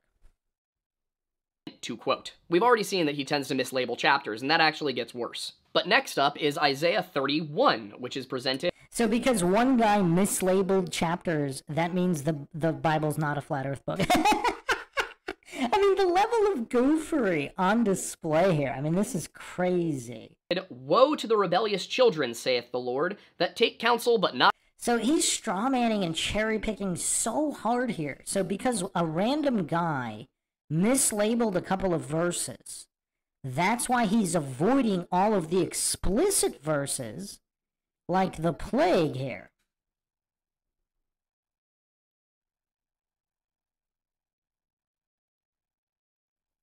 AJD commenting, he sounds like he's gone into a mega sweat trying to twist passages around in order to support his premise. Well, all of this is red herring and strawmanning, because these aren't even the verses that I mean, other than this one random guy, who else uses these particular verses? Like, I went over the explicit verses. I mean, he's avoiding them like the plague for some reason. Of me. This, of course, has absolutely nothing to do with the shape of the earth whatsoever. It seems to be referring to the fact that the northern kingdom of Israel either had already fallen or would fall to idolatry, depending on when you believe that the book of Isaiah was written. Isaiah 38 is mentioned next with, "So the sun returned 10 degrees, given by Ferguson as evidence that his model was correct. Off the bat, he truncated the verse, which in full reads that it's the sun's shadow that will return 10 degrees, not the sun itself. In either case, this was a sign to King Hezekiah of Judah, And it has nothing to do with the shape of the earth again. That's why he's spending so much time on it in his divergent fallacy. that God would fulfill a promise to give him 15 more years. Even taken literally, this verse in no way proves that the earth is either flat or stationary, as one could make the argument that God rotated the earth rather than moved the sun. And of course, that's ignoring the fact that God could have just pushed a cloud into the right spot. I also do want to make it crystal clear to everybody watching the video that I'm not sitting here telling you that the Bible is literally accurate to everything it says. The Bible is full of metaphor and allegory, and it may be wrong. I personally believe that it's not. So my intention here is not Because he's a false teacher and deceiver? to say, well, what he says the Bible says is wrong, but what I say the Bible says is right, but to say, But why not just look at the exact passages for yourself? Which he ignored all the explicit ones. the Bible doesn't say what he says it says. He moves on next to Isaiah 40:22 and cites it as saying, "It is he that sitteth upon the circle of the earth." Okay, finally. We finally get to one. Though this is, of course, yet again an incomplete quotation. Read in full, the verse is clearly and entirely metaphor, referring to the inhabitants of the earth as like grasshoppers, and to the heavens as like a curtain, spread out like a tent to live in. These are all metaphorical language. They are quite literally similes. Yeah, and how does it prove that this is referring to a spherical earth cosmology? Isaiah 52:5 is presented as he that spread forth Also, notice how he completely avoided the fact that the word ball is also used, so clearly that's not a sphere. the earth, which is neither the full verse, nor is it actually from Isaiah 52 at all. It's from Isaiah 42, and the full verse reads, "This is what God the Lord says, who created the heavens and stretched them out, and who spread the earth and gave its offspring, who gives breath to the people on it and spirit to those who walk in it." As with all of the other arguments so far, this one does not prove that the earth is flat or stationary, as something could very reasonably be stretched or spread out over a ball just as much as it could a table. Now, some argue that a better translation for spread out here is hammered out, but that still doesn't mean that the earth will be flat or the sky solid, as the Bible is full of allegory and metaphor. Who thinks he's going to completely avoid Job 38:14? The earth takes shape like clay under a seal. I mean, if he does address it, I would like to... I mean, what are the mental gymnastics going to be to pretend that that has nothing to do with clearly describing the earth?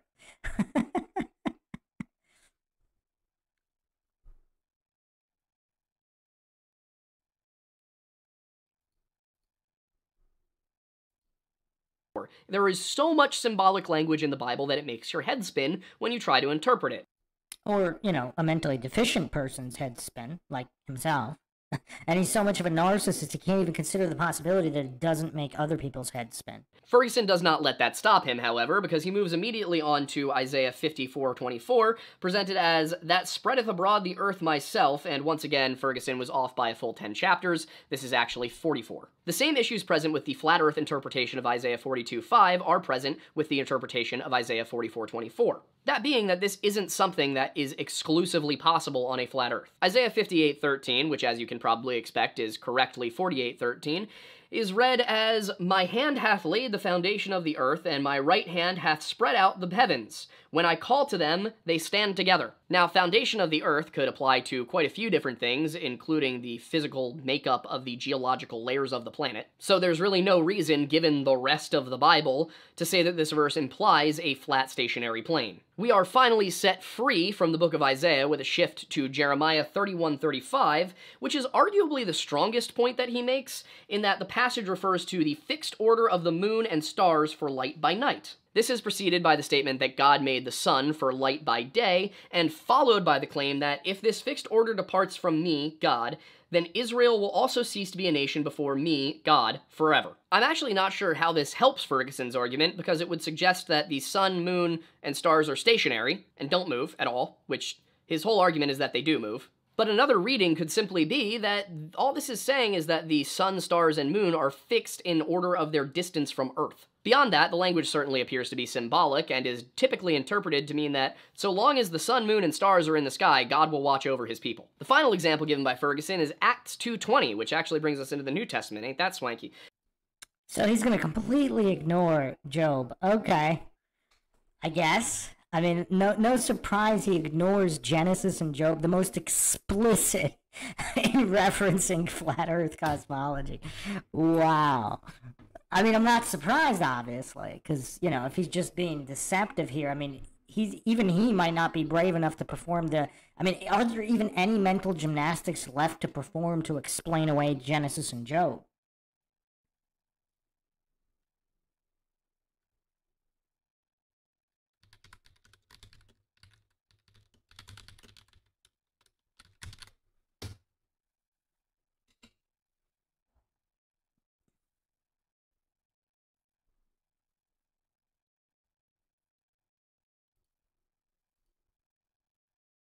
In which Peter references a prophecy given by the prophet Joel about the coming of the end times. It's predicted that the sun will be turned into darkness and the moon into blood before the great and glorious day of the Lord comes.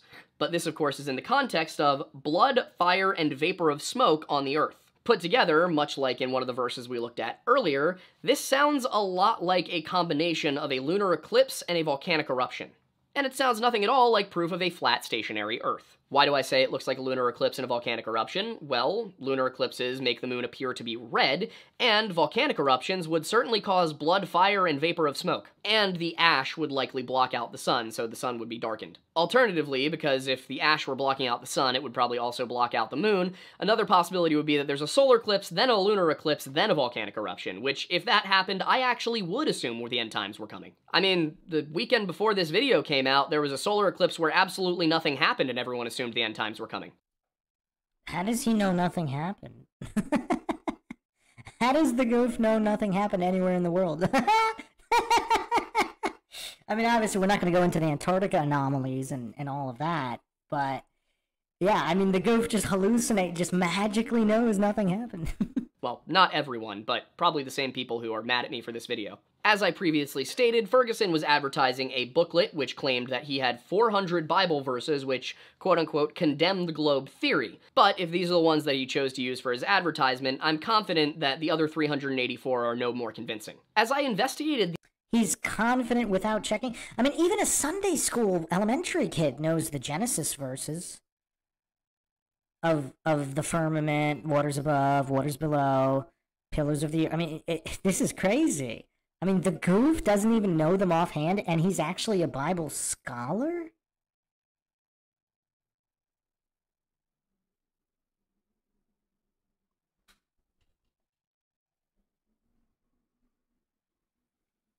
I mean, again, if I can only pick one verse, I would probably pick Job 38:14. The earth takes shape like clay under a seal.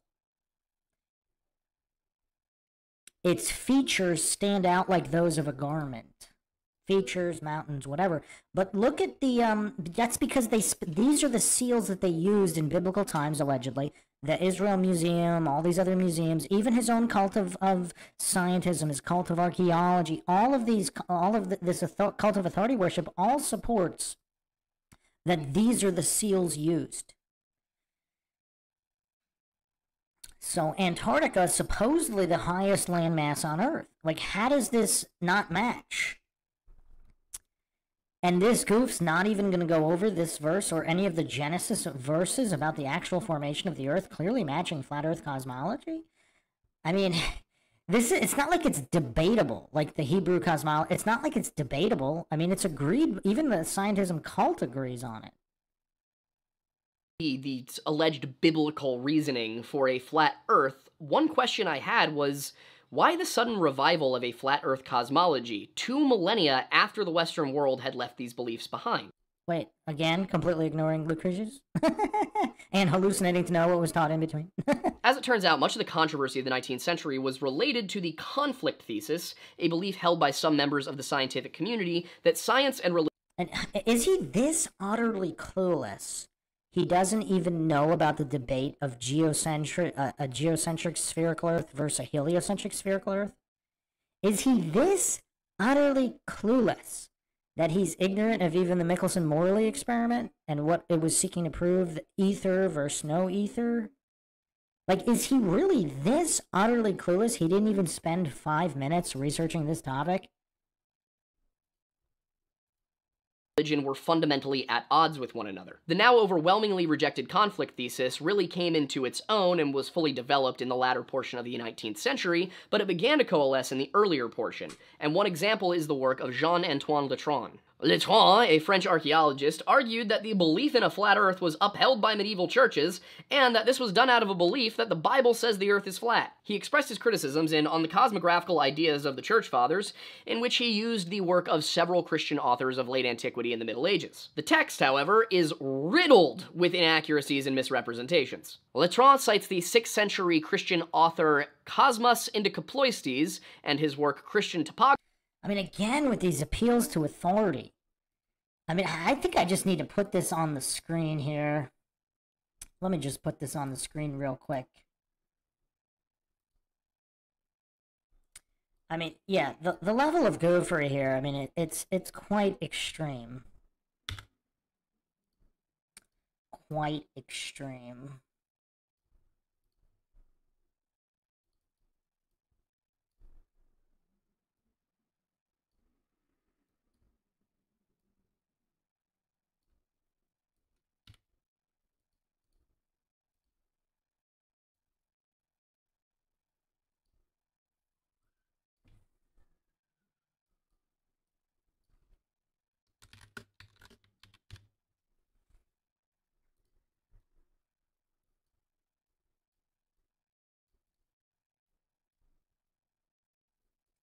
I mean, can anybody tell me how this can be misinterpreted here?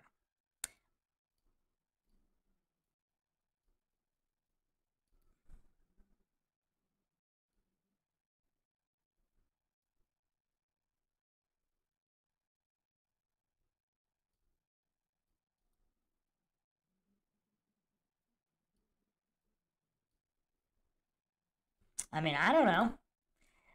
I mean, he avoided this verse like the plague as well as all of Genesis.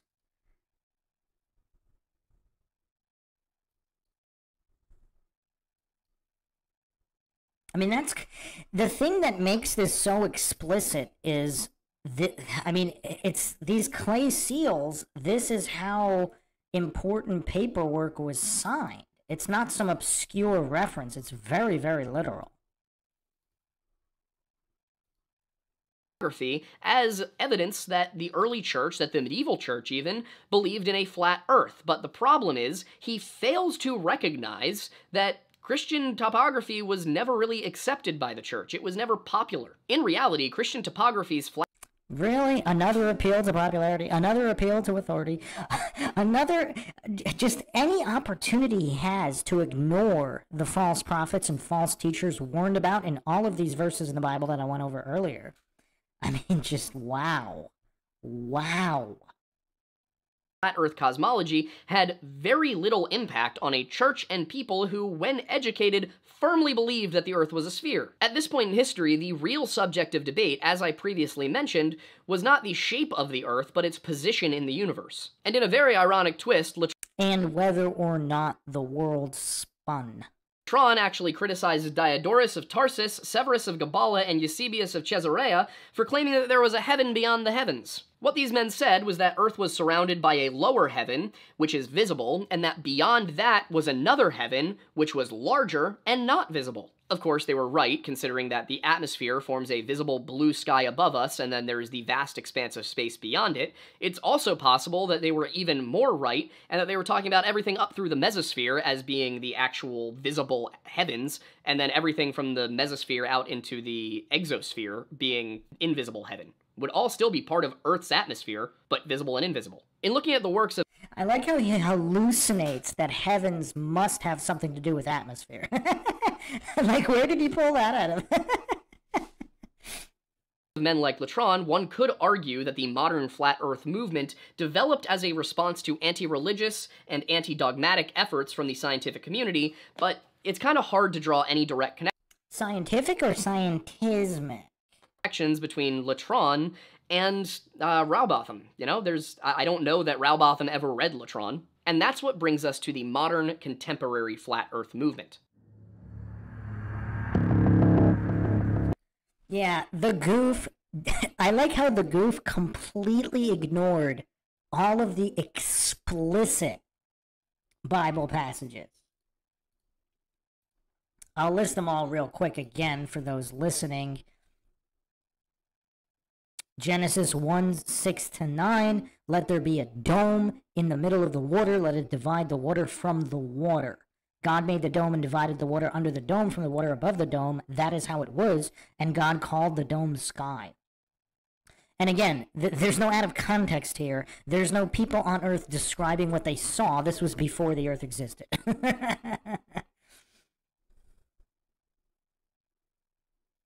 1:14-18 goes on to describe all that further, and this is also reaffirmed in 2 Peter 3:5. And of course, the quote on the screen right now, Job 38:14, very, very explicit. He only briefly went over Isaiah 40:22, the circle of the earth, completely ignoring Isaiah 22:18, where the word, he will surely violently turn and toss you like a ball into another country. So clearly there are different words for circles and balls. So again, completely ignoring the most explicit references here.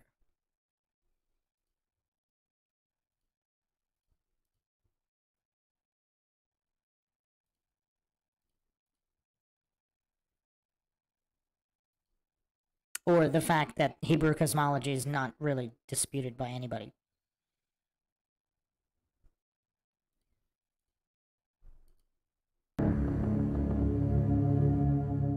Whatever the impetus for the resurgence of flat Earth cosmology was, it did take root within a small and passionate minority, particularly in England, under the leadership of Lady Elizabeth Blunt. So, the work of Rowbotham and the Zetetic astronomers, and then later on Lady Blunt and the work of the Universal Zetetic Society, eventually piqued the interest of a sign maker by the name of Samuel Shenton. And a sign maker back in the 1920s would have been what you would think of as a basic graphic designer for marketing today. This is a person who you would hire to design and create signage. Shenton was born in 1903, and he began to take an interest in the flat Earth idea when he was in his 20s. And as the story goes, Shenton's interest in flat Earth began in the 1920s after he had witnessed the Zeppelin raids over Britain, and he thought, hey, if the Earth is moving 1,000 miles per hour, then in order to travel long distances, why don't we just float an airship way up into the atmosphere, let it stay there as the Earth revolves underneath it, and then when the correct spot is beneath it, we can just lower the ship back down. It will use very little energy, and it will be very efficient and quick. And once he formulated this idea, he started to wonder, hey, why hasn't anybody else thought of this? Why has this not been done? It hasn't been patented. You know, this is really cool. I mean, it's just kind of crazy how he's basically doing everything instead of addressing actual arguments. Of course, he would have to know what an argument is to address it, but... Of course, the reason was that it didn't work with the laws of physics, and engineers knew that the atmosphere moved with the... Which laws of physics, which engineers, which science? I mean, this is fallacy. This fallacy stream is really picking up here. The Earth. Shenton, however, was unwilling to believe that he simply didn't understand the laws of physics and instead decided there must be some grand conspiracy. And after reading Rowbotham's Zetetic Astronomy, he was convinced that the man was onto something. However, Shenton felt that the Zetetic societies didn't really focus enough on science, that yes, they were right about the scriptures, but that wasn't going to be enough to convince the scientific community. They needed to use practical science. Shenton then undertook to create his own version of the flat Earth cosmology, which still had a flat disk with the North Pole at the center and an ice wall at the edges, the sun 3,000 miles above the Earth's surface, and then a few more things. He had to address a few things, like eclipses and the seasons, which the previous models just... This actually, I mean, in terms of, okay, I don't want to call this the worst flat Earth video, although it might be, because he actually failed to address anything. I mean, did he actually address any arguments? Did he address any of the explicit Bible verses? I mean, he didn't actually address anything. I mean, it's kind of weird, because at least in other videos, at least they try to address, right? It's like he didn't even try to address any actual arguments. Didn't do. In order to do this, he posited that the sun cast a narrow beam of light, more like a flashlight than a glowing orb. And along with the moon, it rotated in circles which varied in size throughout the year, which accounted for the seasons. Summer in the northern hemisphere. He's basically going over what random people believe, but he's not actually going into anything scientific. He hasn't even mentioned the scientific method a single time. Would mean a smaller circle, and summer in the southern hemisphere would mean a larger circle. The sun, according to Shenton, was 32 miles in diameter, as was the moon, but the difference between his and Rowbotham's cosmology was that the moon was 450 miles closer, which could account for eclipses. At least for solar eclipses. However, this doesn't make any mathematical sense, because if the moon and the sun are the same size, but the moon is closer to the Earth than the sun is, then the moon should appear, in this case with the numbers given, 15% larger, not the same size. Nevertheless, Shenton... If he actually extends that logic to the coincidence that the sun is the perfect amount larger and further to line up to the degree during an eclipse, but he'll obviously avoid that like the plague as well. Followed up on his new cosmology by founding the International Flat Earth Research Society in 1956. And his goal through the International Flat Earth Research Society was to use modern science to prove the arguments, the claims, that were mostly based upon scripture of the former Zetetic and Universal Zetetic societies. This, of course, was terrible timing, as the Soviet Union launched Sputnik 1 in October of 1957, thereby providing irrefutable evidence that things could in fact surpass the insurpassable dome. Wow, that was an impressive stack there. Irrefutable evidence as if it actually did surpass the dome. I mean, how does anybody even verify exactly where Sputnik went or how high? And he calls it irrefutable. So he doesn't know what the word irrefutable means? I mean, obviously they send stuff up somewhere, right? There's video. They're sending something up somewhere. How is this irrefutable evidence of a penetration of the dome?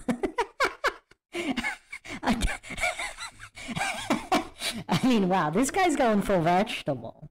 Shenton said was described by the Bible. Of course, the response from the International Flat Earth Research Society was not to, pack it in, revise, or attempt their own launch to prove that there was some sort of lie going on, but rather to say that Sputnik wasn't actually in low Earth orbit, it was just rounding around in circles over top of the Earth. It did somewhat help the Flat Earth cause that Sputnik 1 was not equipped with a camera, but a few years later, the Tyros 1 satellite was, and it took a picture of the planet from space. Okay, wow. I mean, we're dealing with a lot of mental disability here. So, first of all, I mean, okay. So, I actually will be addressing a major argument on CGI, green screen, blue screen, all that stuff. Basically, they had special effects technology for film in the 1890s. Now, it wasn't advanced, but it doesn't need to be advanced. I mean, I'll just put up a real quick image here. I don't know if I did this in a previous podcast, but I'll just put this up here, and I wonder if anybody in the chat, we're gonna quiz the chat right now. So this is the movie The Thief of Baghdad. Who knows what year this movie was made? Can anybody guess what year this movie was made without looking it up?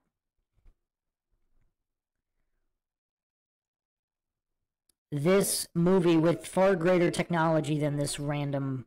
So Sphinx Bear goes 1968. Joyce B says 1918. Heracles says 1909. Any other guessers?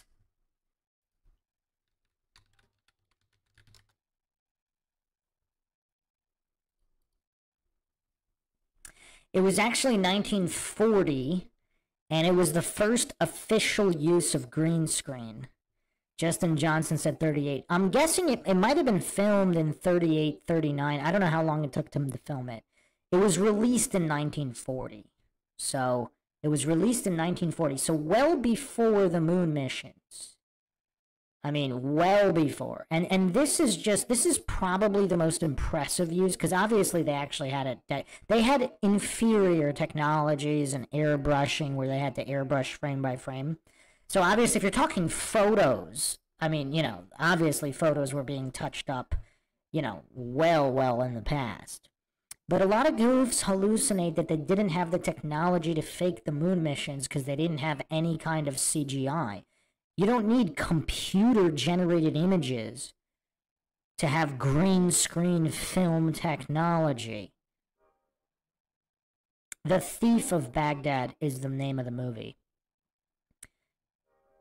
And so they had this giant, and I actually haven't watched the movie, but I looked through it briefly. This was the more impressive, this was probably the first impressive use of special effects in movies. So this was released 1940.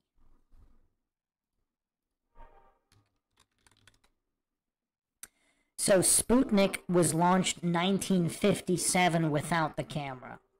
But even if it did have a camera, like a lot of these scientism cultist goofs who said there was no technology to fake anything, this is green screen technology. I don't know if I want to call it fairly convincing, but it's decent, and it's 1940, and this is civilian tech. Now, military tech anywhere could be up to 50 years ahead, depending on what you read. Clearly, it's ahead. Obviously, the military has a lot bigger budget than a Hollywood movie. So this is The Thief of Baghdad, 1940, and this goof here on Lore Lodge, this soy goof, is hallucinating that this random image somehow proves something. Let's say this image is legit. How is that a spherical planet? I don't know what that is. I don't know what that is at all. I mean, there could be lens distortion. Was it a fisheye lens? I mean, that doesn't prove anything. And the fact that the goof thinks it does, I mean, even if it's real, it might not be cartoons. Let's say that's a real image of Earth. It went up kind of high, and that there's some major distortion going on here. How would we know that? What does that prove? What does this image prove? It should be mentioned that Tyros 1 was not the first craft to take a picture of Earth from space. In 1946, a captured V-2 rocket was used to do that from within the atmosphere, just at the edge of space, and then another satellite took one a few years before Tyros 1, but it didn't really turn out. So when Tyros 1's images returned to Earth, that was really the first time we got a good glimpse at our planet from orbit. Not from the atmosphere, not a shoddy image, but a How did he verify the height of that, by the way? true picture of the Earth from space. I mean, look at the goof's face. I mean, he's mentally gone, deceitful or not. I mean, this guy is one indoctrinated cultist. It wasn't the whole Earth, though, so Samuel Shenton maintained his stance even with 1961's first orbital flight completed by Yuri Gagarin of the Soviet Union. You might sit there and argue, Alleged flight? hey, well, the Soviets were just lying. They were just trying to freak NATO out, but Al Shepard completed a piloted space flight a month later. Any verification, a claimed flight? Like, what was the path of that? Like, if I go run around my block and I say I ran around the United States, I mean, are you just going to take the word? I mean, what? I have no idea how old this goof is. Mentally, maybe 3? 4? I don't want to insult any 3 or 4-year-olds out there. But yeah, he might be in his 20s. I don't know. I mean, the soy really kind of throws off the aging process. Sometimes in one direction, sometimes in the other. The difference between these two flights was that Yuri was not piloting a spacecraft, he was simply up there for 108 minutes while it went around the planet, whereas Any verification of this? Like, what's going on here?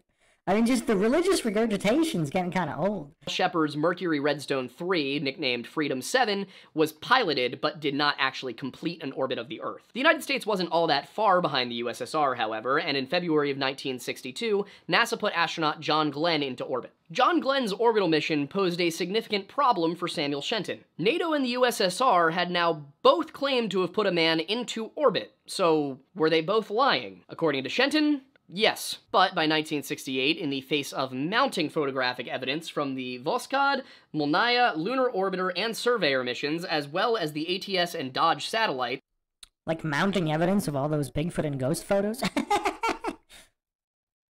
Shenton finally offered a There are way more ghost and Bigfoot photos than there are of claimed negatives of Earth. path to concession. Shenton was a man of science, at least in his own mind, and he wanted to be perceived as somebody who made decisions, made his beliefs based upon the facts presented to him. To that end, he said that if Apollo 8 returned, and Apollo 8 was ongoing at the time, if Apollo 8 returned with photographic evidence, he would accept it. There were a few stipulations, and he was quoted as saying, "If they show us a very clear picture of the Earth from space, and the picture does not show all of the continents, and the edge of the picture is out of perspective, then it will prove that the Earth is round." Basically, if you show me a photograph, and Earth is in the middle, and space is to the side, and I can't see all of the continents, then that means the Earth must be a globe. We do also get some important information from that same article from the AP, in which he says, if the Earth is a planet, it would have to be traveling around the sun at 1,000,000 miles per hour, and we have never had evidence that the Earth is moving around the sun. Of course, this whole full-color image by Apollo 8 thing was kind of a moot point because both the ATS and Dodge satellites had already, by this point...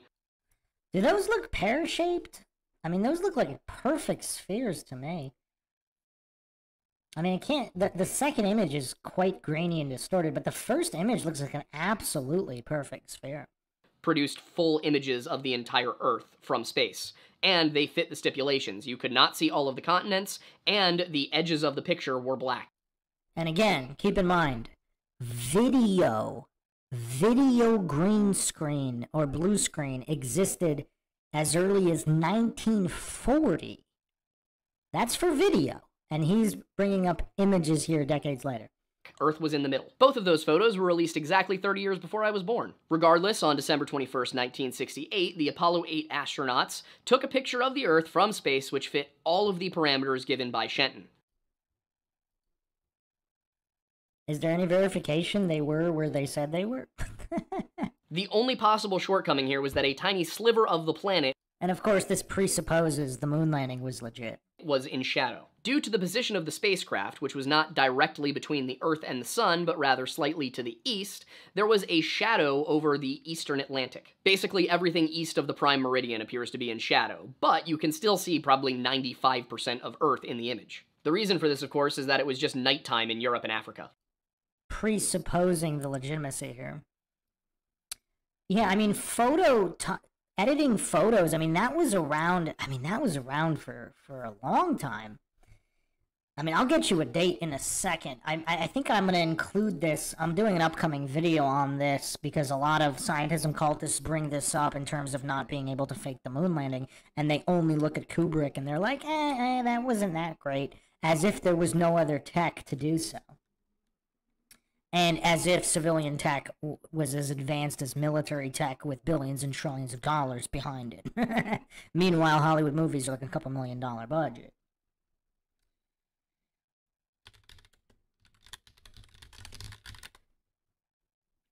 So 1860, there was a photo manipulated in 1860 of politician John Calhoun.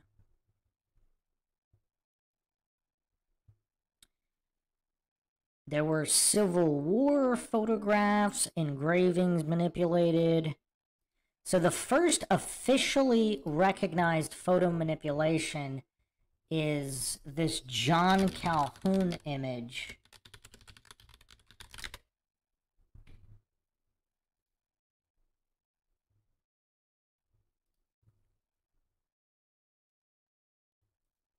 I'll put it on the screen in a second. So this is 1860. 1860. And these goofs are pretending that photos can't be manipulated in the 1900s. I'll put it on the screen in a second.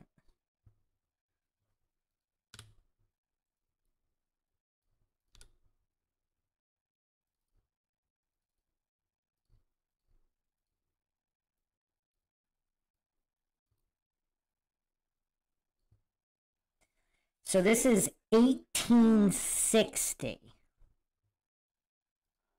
So video manipulation actually started in the 1890s, but it was fairly basic, so not enough to fake a moon landing or anything. But by the 40s, they had blue screen type technology.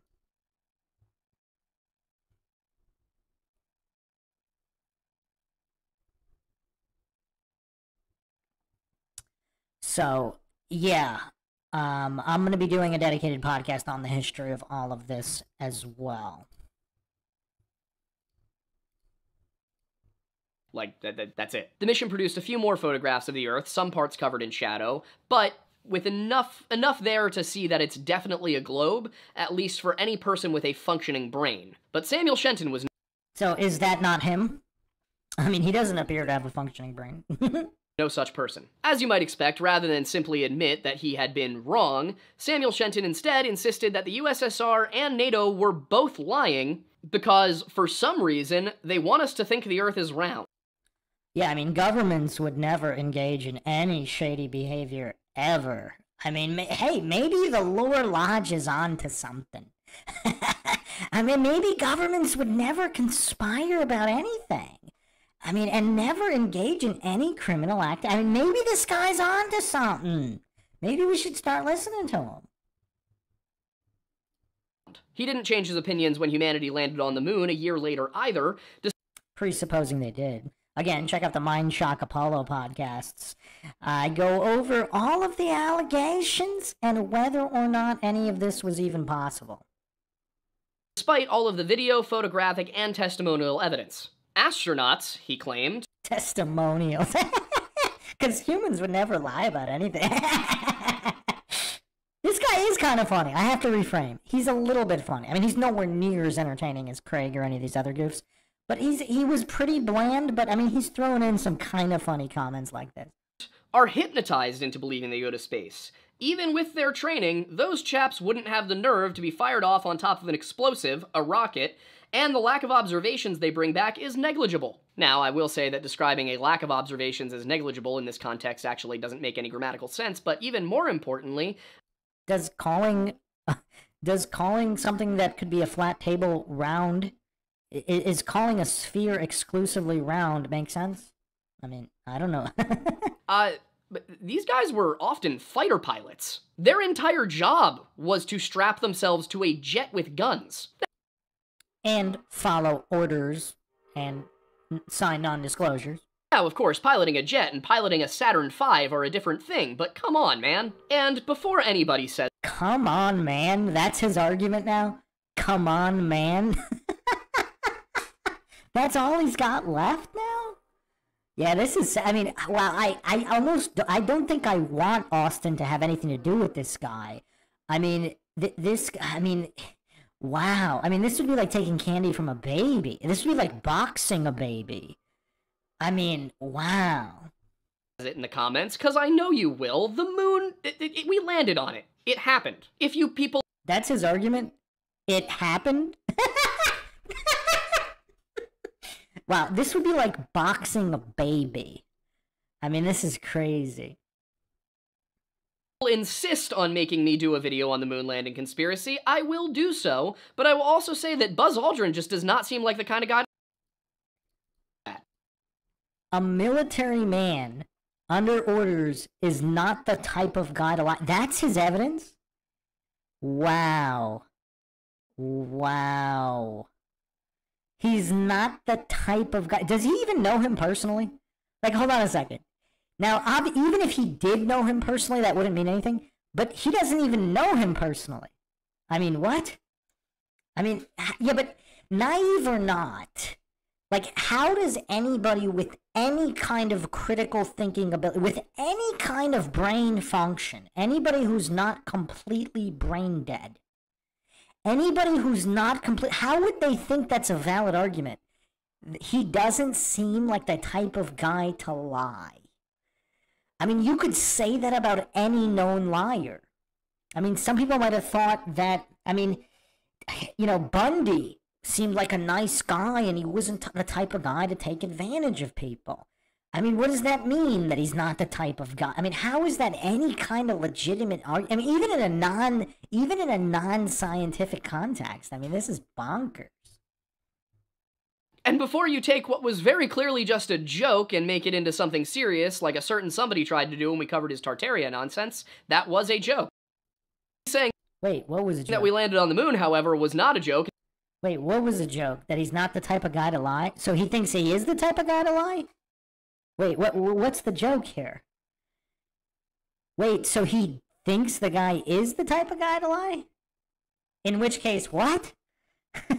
Tartaria nonsense appealed to incredulity again. I mean, just the goofery's off the charts here. If you challenge me on it, I will make a video.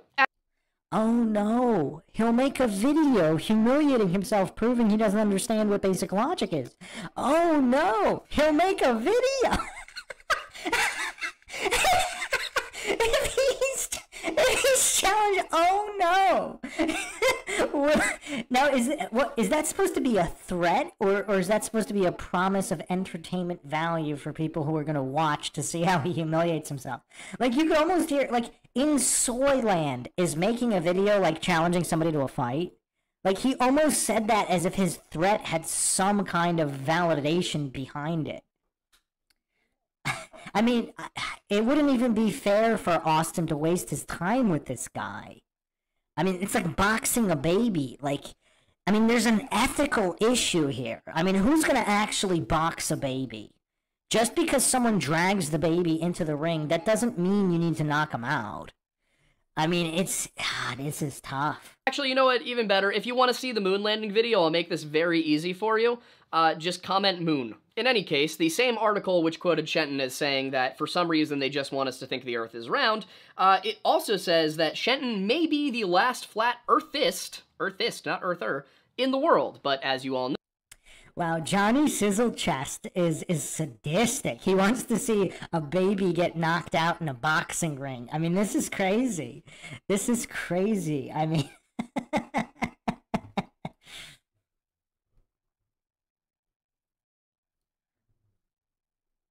I mean, there's got to be there has to be ethical considerations here. no, that was wishful thinking. That's because Samuel Shenton was the archetype for the modern flat earther, a man so overconfident in his own intelligence that no amount of evidence could ever sway him. Well, I mean, I have to admit, though, this Lodge Lord goof, his psychological projection seems to be on point. I mean, I don't think there's any amount of evidence that's going to convince this goof that scientism dogma isn't true. He was convinced that his understanding of both theology and science outstripped that of men of the cloth and men of... What does that have to do with anything? And how is he, like, he's hallucinating to know what this guy really believed? I mean, this is just weird. It didn't matter that... I mean, okay, so people in the comments are actually commenting, this guy's got, like, hundreds of thousands of followers. I mean, who knows if they were all bought or not. But, okay, well, I mean, anti-conspiracy grifters are propped up by the algorithm. I mean, obviously, everybody knows that by now. On, you know, on mainstream social media, so to speak, on the big social media companies, they prop up anti-conspiracy grifters. So that's not surprising, but he might have also paid for a large portion of those. So here's, I mean, yeah, this is all very, very problematic. Because, I mean, obviously the narcissism is off the charts. The soy is off the charts. I mean, the soy is at stratospheric levels here. This guy doesn't appear to comprehend anything. And so, yeah, it's kind of weird. It's kind of weird AJD, I do have a definitive Tartaria podcast coming up. I've been working on it for a couple of years now. I wanted to make one single video that actually kind of encompassed everything, because I haven't seen one that did that. So I've been working on one. I mean, I've been working on a lot, so kind of takes a little bit of time to get them out. But yeah, this is really, really tough on... So he put out a challenge to flat earthers. So in his narcissistic stupor, he's gonna he's gonna think he understands what Austin says. I mean, obviously he's not going to, regardless of whether he's a deceiver or not. He's not going to either way. So I don't know. There's ethical considerations for boxing a baby, isn't there? I mean, it's. He had been proven wrong by his own parameters, or that the overwhelming majority of theologians agreed that the firmament of Genesis 1:7 was never a solid dome. And that's something I want to quickly address. Okay, I'm actually surprised that he's even going to address Genesis, unless he's not going to address Genesis and only the dome, but let's see. The word that appears as firmament in some English Bibles comes from the Hebrew word rakia, and rakia is better translated as expanse or to expand. And also, is Hebrew the original language the Bible was written in?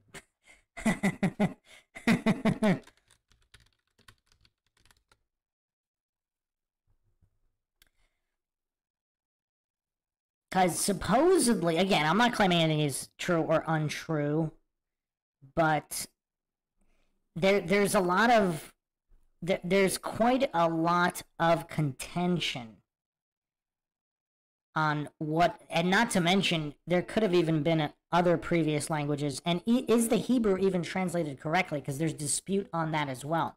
But this goof hallucinates that there's no dispute on any of this. I mean, a lot of issues here. I mean, how can you not feel sorry for this guy, just in general? Imagine having to wake up and be this guy.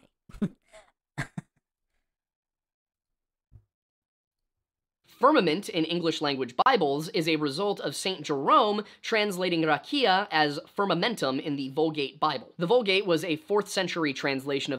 I mean, this is all moot anyway, because he keeps going with these diversion fallacies, red herring and non sequitur. What does the exact nature of the dome have to do with the separation of the waters above from the waters below? What does this have to do with the separation of the waters? Whether it's a physical boundary or some kind of energy or whatever. The Bible into common Latin, the Latin spoken by the average person rather than the classical Latin of the poets, and it was translated primarily from the Hebrew texts available at the time, with the gaps being filled in by the Septuagint, the Greek language translation of the Hebrew Bible. Which obviously couldn't be fallible in any way, right? I mean, just this goof's inability to think on a children's level. Just to think critically or logically in any way on even a children's level. The mental capacity is just not there. Today, modern English translations, such as the English Standard Version or the American Standard Bible, as well as their newer 20th century versions, translate Genesis 1:7 as God made the expanse rather than God made the firmament. It's possible that Jerome chose to use firmament instead of What does that have to do with separating the waters above from the waters below? What does that have to do with separation of waters? expansum because of the use of the Greek word stereoma in the Septuagint. Stereoma can be translated directly into English as foundation, framework, or firmament, but firmament is referential to the King James, Geneva, and Dewey Rhymes Bibles. Basically, the only reason... I mean, he did accurately psychologically project taking things out of context, because that's exactly what he did. The context was about the separation of the waters. And he's going over and he's just desperately grasping at these etymological and semantic logical fallacies, and building a house of cards in order to claim those fallacies in the first place. Because it's not like all those translations are definitive in the first place, but he's pretending they are, and then using them as a basis.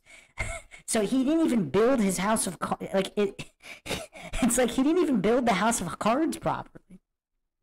That stereoma can translate to firmament in English is because of that mistranslation in the Bible. As for the... And there's that was, not only is he hallucinating, that was definitely a mistranslation, but that nothing else could have been a mistranslation, while ignoring the very clear context of the separation of the waters. Septuagint, it seems very possible that stereoma was used more in the sense of a foundation or a framework than a dome. And that becomes especially clear when you use the rest of the Old Testament for context. But what about the context of the separation of the waters? Is he even going to mention that a single time? Or is he either too mentally disabled or too much of a deceiver to do so? And what I mean by that is that when rakia is used throughout... I'm still waiting for addressing the context of the separation of the waters. ...throughout the rest of the Old Testament, it is always used in the verb form to mean to... Still waiting. Hammer out, to spread out, to stretch out, or basically to expand. And the noun form is never used to mean solid dome structure. What does that have to do with the separation of the waters?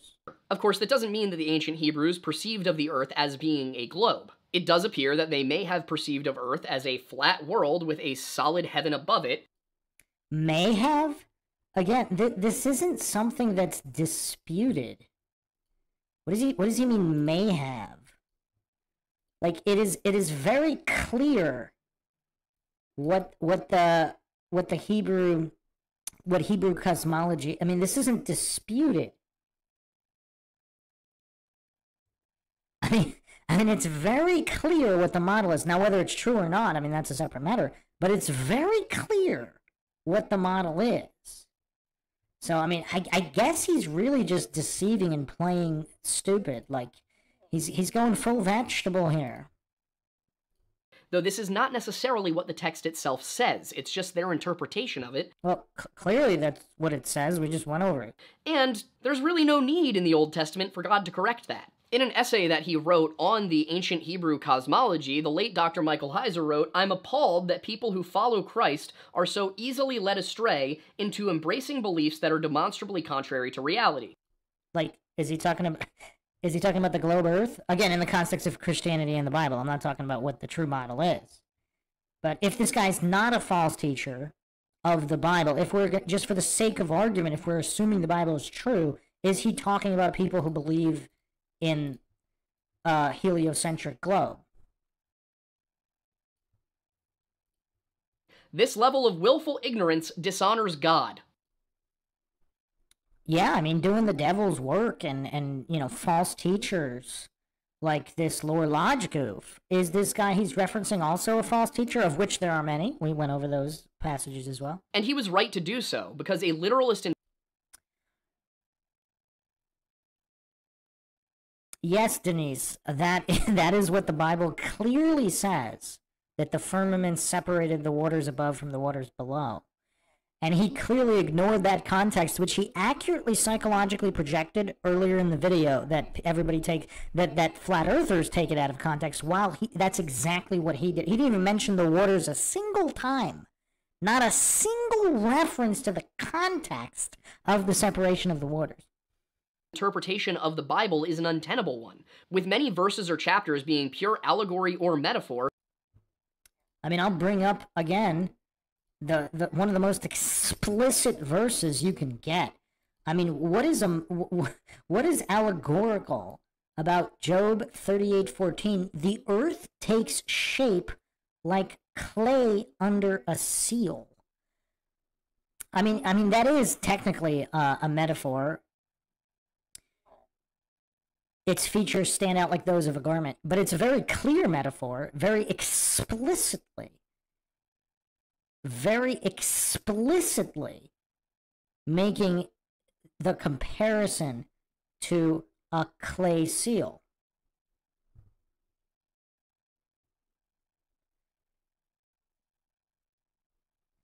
AJD saying, is he taking Dr. Heiser's words out of context? Dr. Heiser took the Bible quote. So is he not even accurately quoting this guy? I wouldn't be surprised. Including the very parables of Christ himself. There was no prodigal son. There was no vineyard.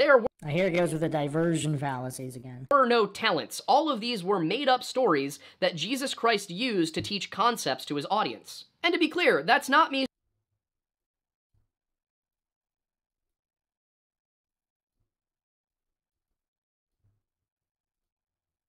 saying that the Bible is a made-up story. I'm saying that in the Bible, Christ told fictional stories. So, as we close out this video, I have to ask the question, how is it that in the... How does he know that Christ told fictional stories? I mean, hallucination? Like, how would he know either way, though? Like, I mean, just the level of gopher here is just crazy. face of overwhelming scientific and scriptural evidence... Such as? Overwhelming. He brought nothing to the table? Like, how many arguments did he actually bring to the table? And he calls this overwhelming? So he doesn't know what the word overwhelming means. So he appears not to know what the word overwhelming or evidence means. Right? Because if he doesn't know what overwhelming or evidence means, I guess that could explain that statement. People in the year of our Lord 2024 still believe that the Earth is flat. That is what we will be covering next time when we dive into the 21st century and really the internet era of flat Earth belief. Do people want me to actually dissect that video? Because he does have another video on this. I'm sure it's going to be very painful. How did a movement... I mean, even AJD in the chat saying, I don't think Dr. Heiser would have approved of the way this guy's been twisting Bible verses around. I don't think an elementary Sunday school kid would approve, because they have a greater understanding than this alleged scholar. And that was down to, as the LA Times put it, the last flat earthist managed to see such a massive revival with the dawn of the internet. But for today, we're going to leave it right here, giving you the history and the biblical side of things.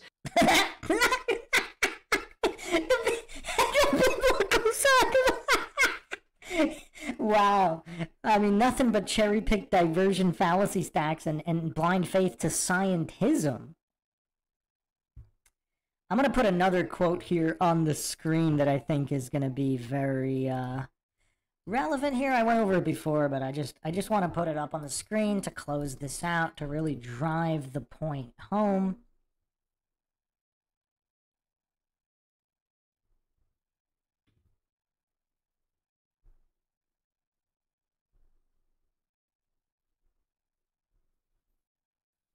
I mean, this is a basic one. Obviously, there's many, but I'll just leave this one here.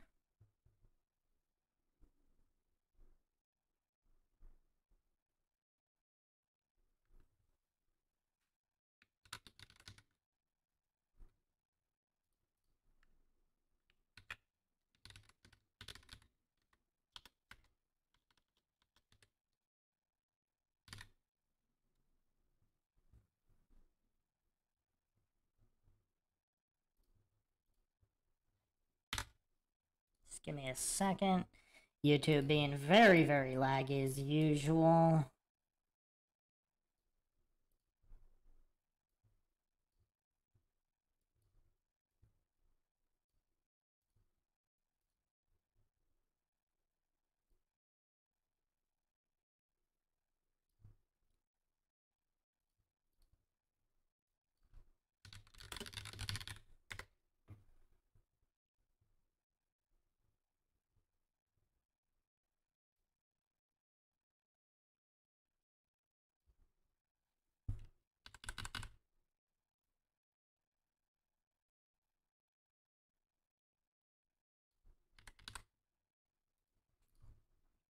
I mean, there's a ton of these, but I'll just leave this one for now.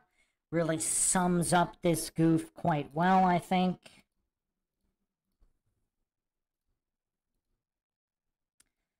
Peter 2:1.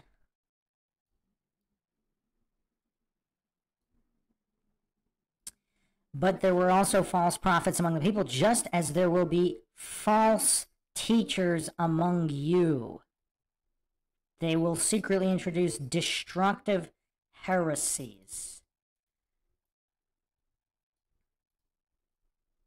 Before we jump into everything else, because I needed a break and this video is already pretty long. So with all of that said... He thinks an hour is long? I mean, we've been going here for 4 hours to deconstruct the goofery. It took 4 hours to point out the goofery here.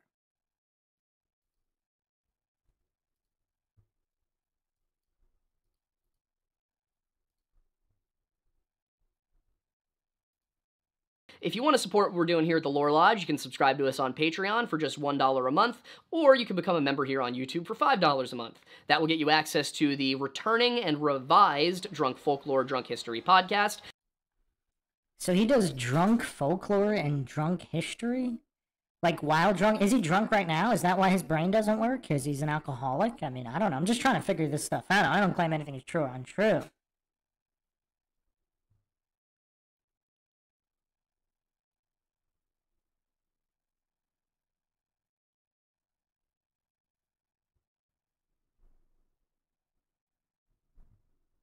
Where, once a month, Aiden and I will sit down with a bottle of whiskey and proceed to tell you the most inebriated version of a story. You subscribe to Patreon at the higher tiers, there are other fun things that you can get, like t-shirts and hoodies, but the $1 one gets you access to the content. I mean, he definitely needs to tailor the clothes a little better so we don't have to use these censors. I mean, he needs to... I mean, maybe Steven Seagal can give him some fashion advice, possibly. Speaking of content, you can get more of that here on the Lore Lodge, where we of course have our entire catalog of videos, but also our live show, the Lore Lads, which is live Sunday nights at 7 p.m. Eastern Time. We also have several under channels under the Redacted Media banner, those being the Weird Bible Podcast, the History Hut, and my personal channel, Aiden Mattis. We have a couple of other ones that will have some new content coming to. I mean, is most of this, like, educational value in how to be a deceiver? How to be a false teacher? I mean, is that what he's teaching? I mean, that would actually make sense, I guess, kind of. I mean, wow. What a goof. What a goof. So, that'll be it for now. I mean, do you guys want me to go over his other Flat Earth video? It's gonna be painful. I think that one's a lot longer than this one. The Lore Lads talk about Flat Earth. I mean, wow, Justin Johnson saying, yeah. It's going to be painful. Like, man, it's going to be really, really painful. But if you guys want it, I'll do it. This one was more painful than I thought. I thought he was going to be an average goof. Yes, soy lads, the soy lads. I don't know, maybe the other guys on the podcast aren't as soy-infused as he is. Wow, you guys, wow. I mean, yeah, this is tough stuff. This is tough stuff. Yeah, I probably will have to split it up. I mean, there's only so much goofery I can handle. I mean, just look at the Michael Knowles debate. I mean, I am a mere mortal. I am just a mere mortal. There is only so much goofery that I can handle. And I'm still in the middle of quite a few logical analyses, so.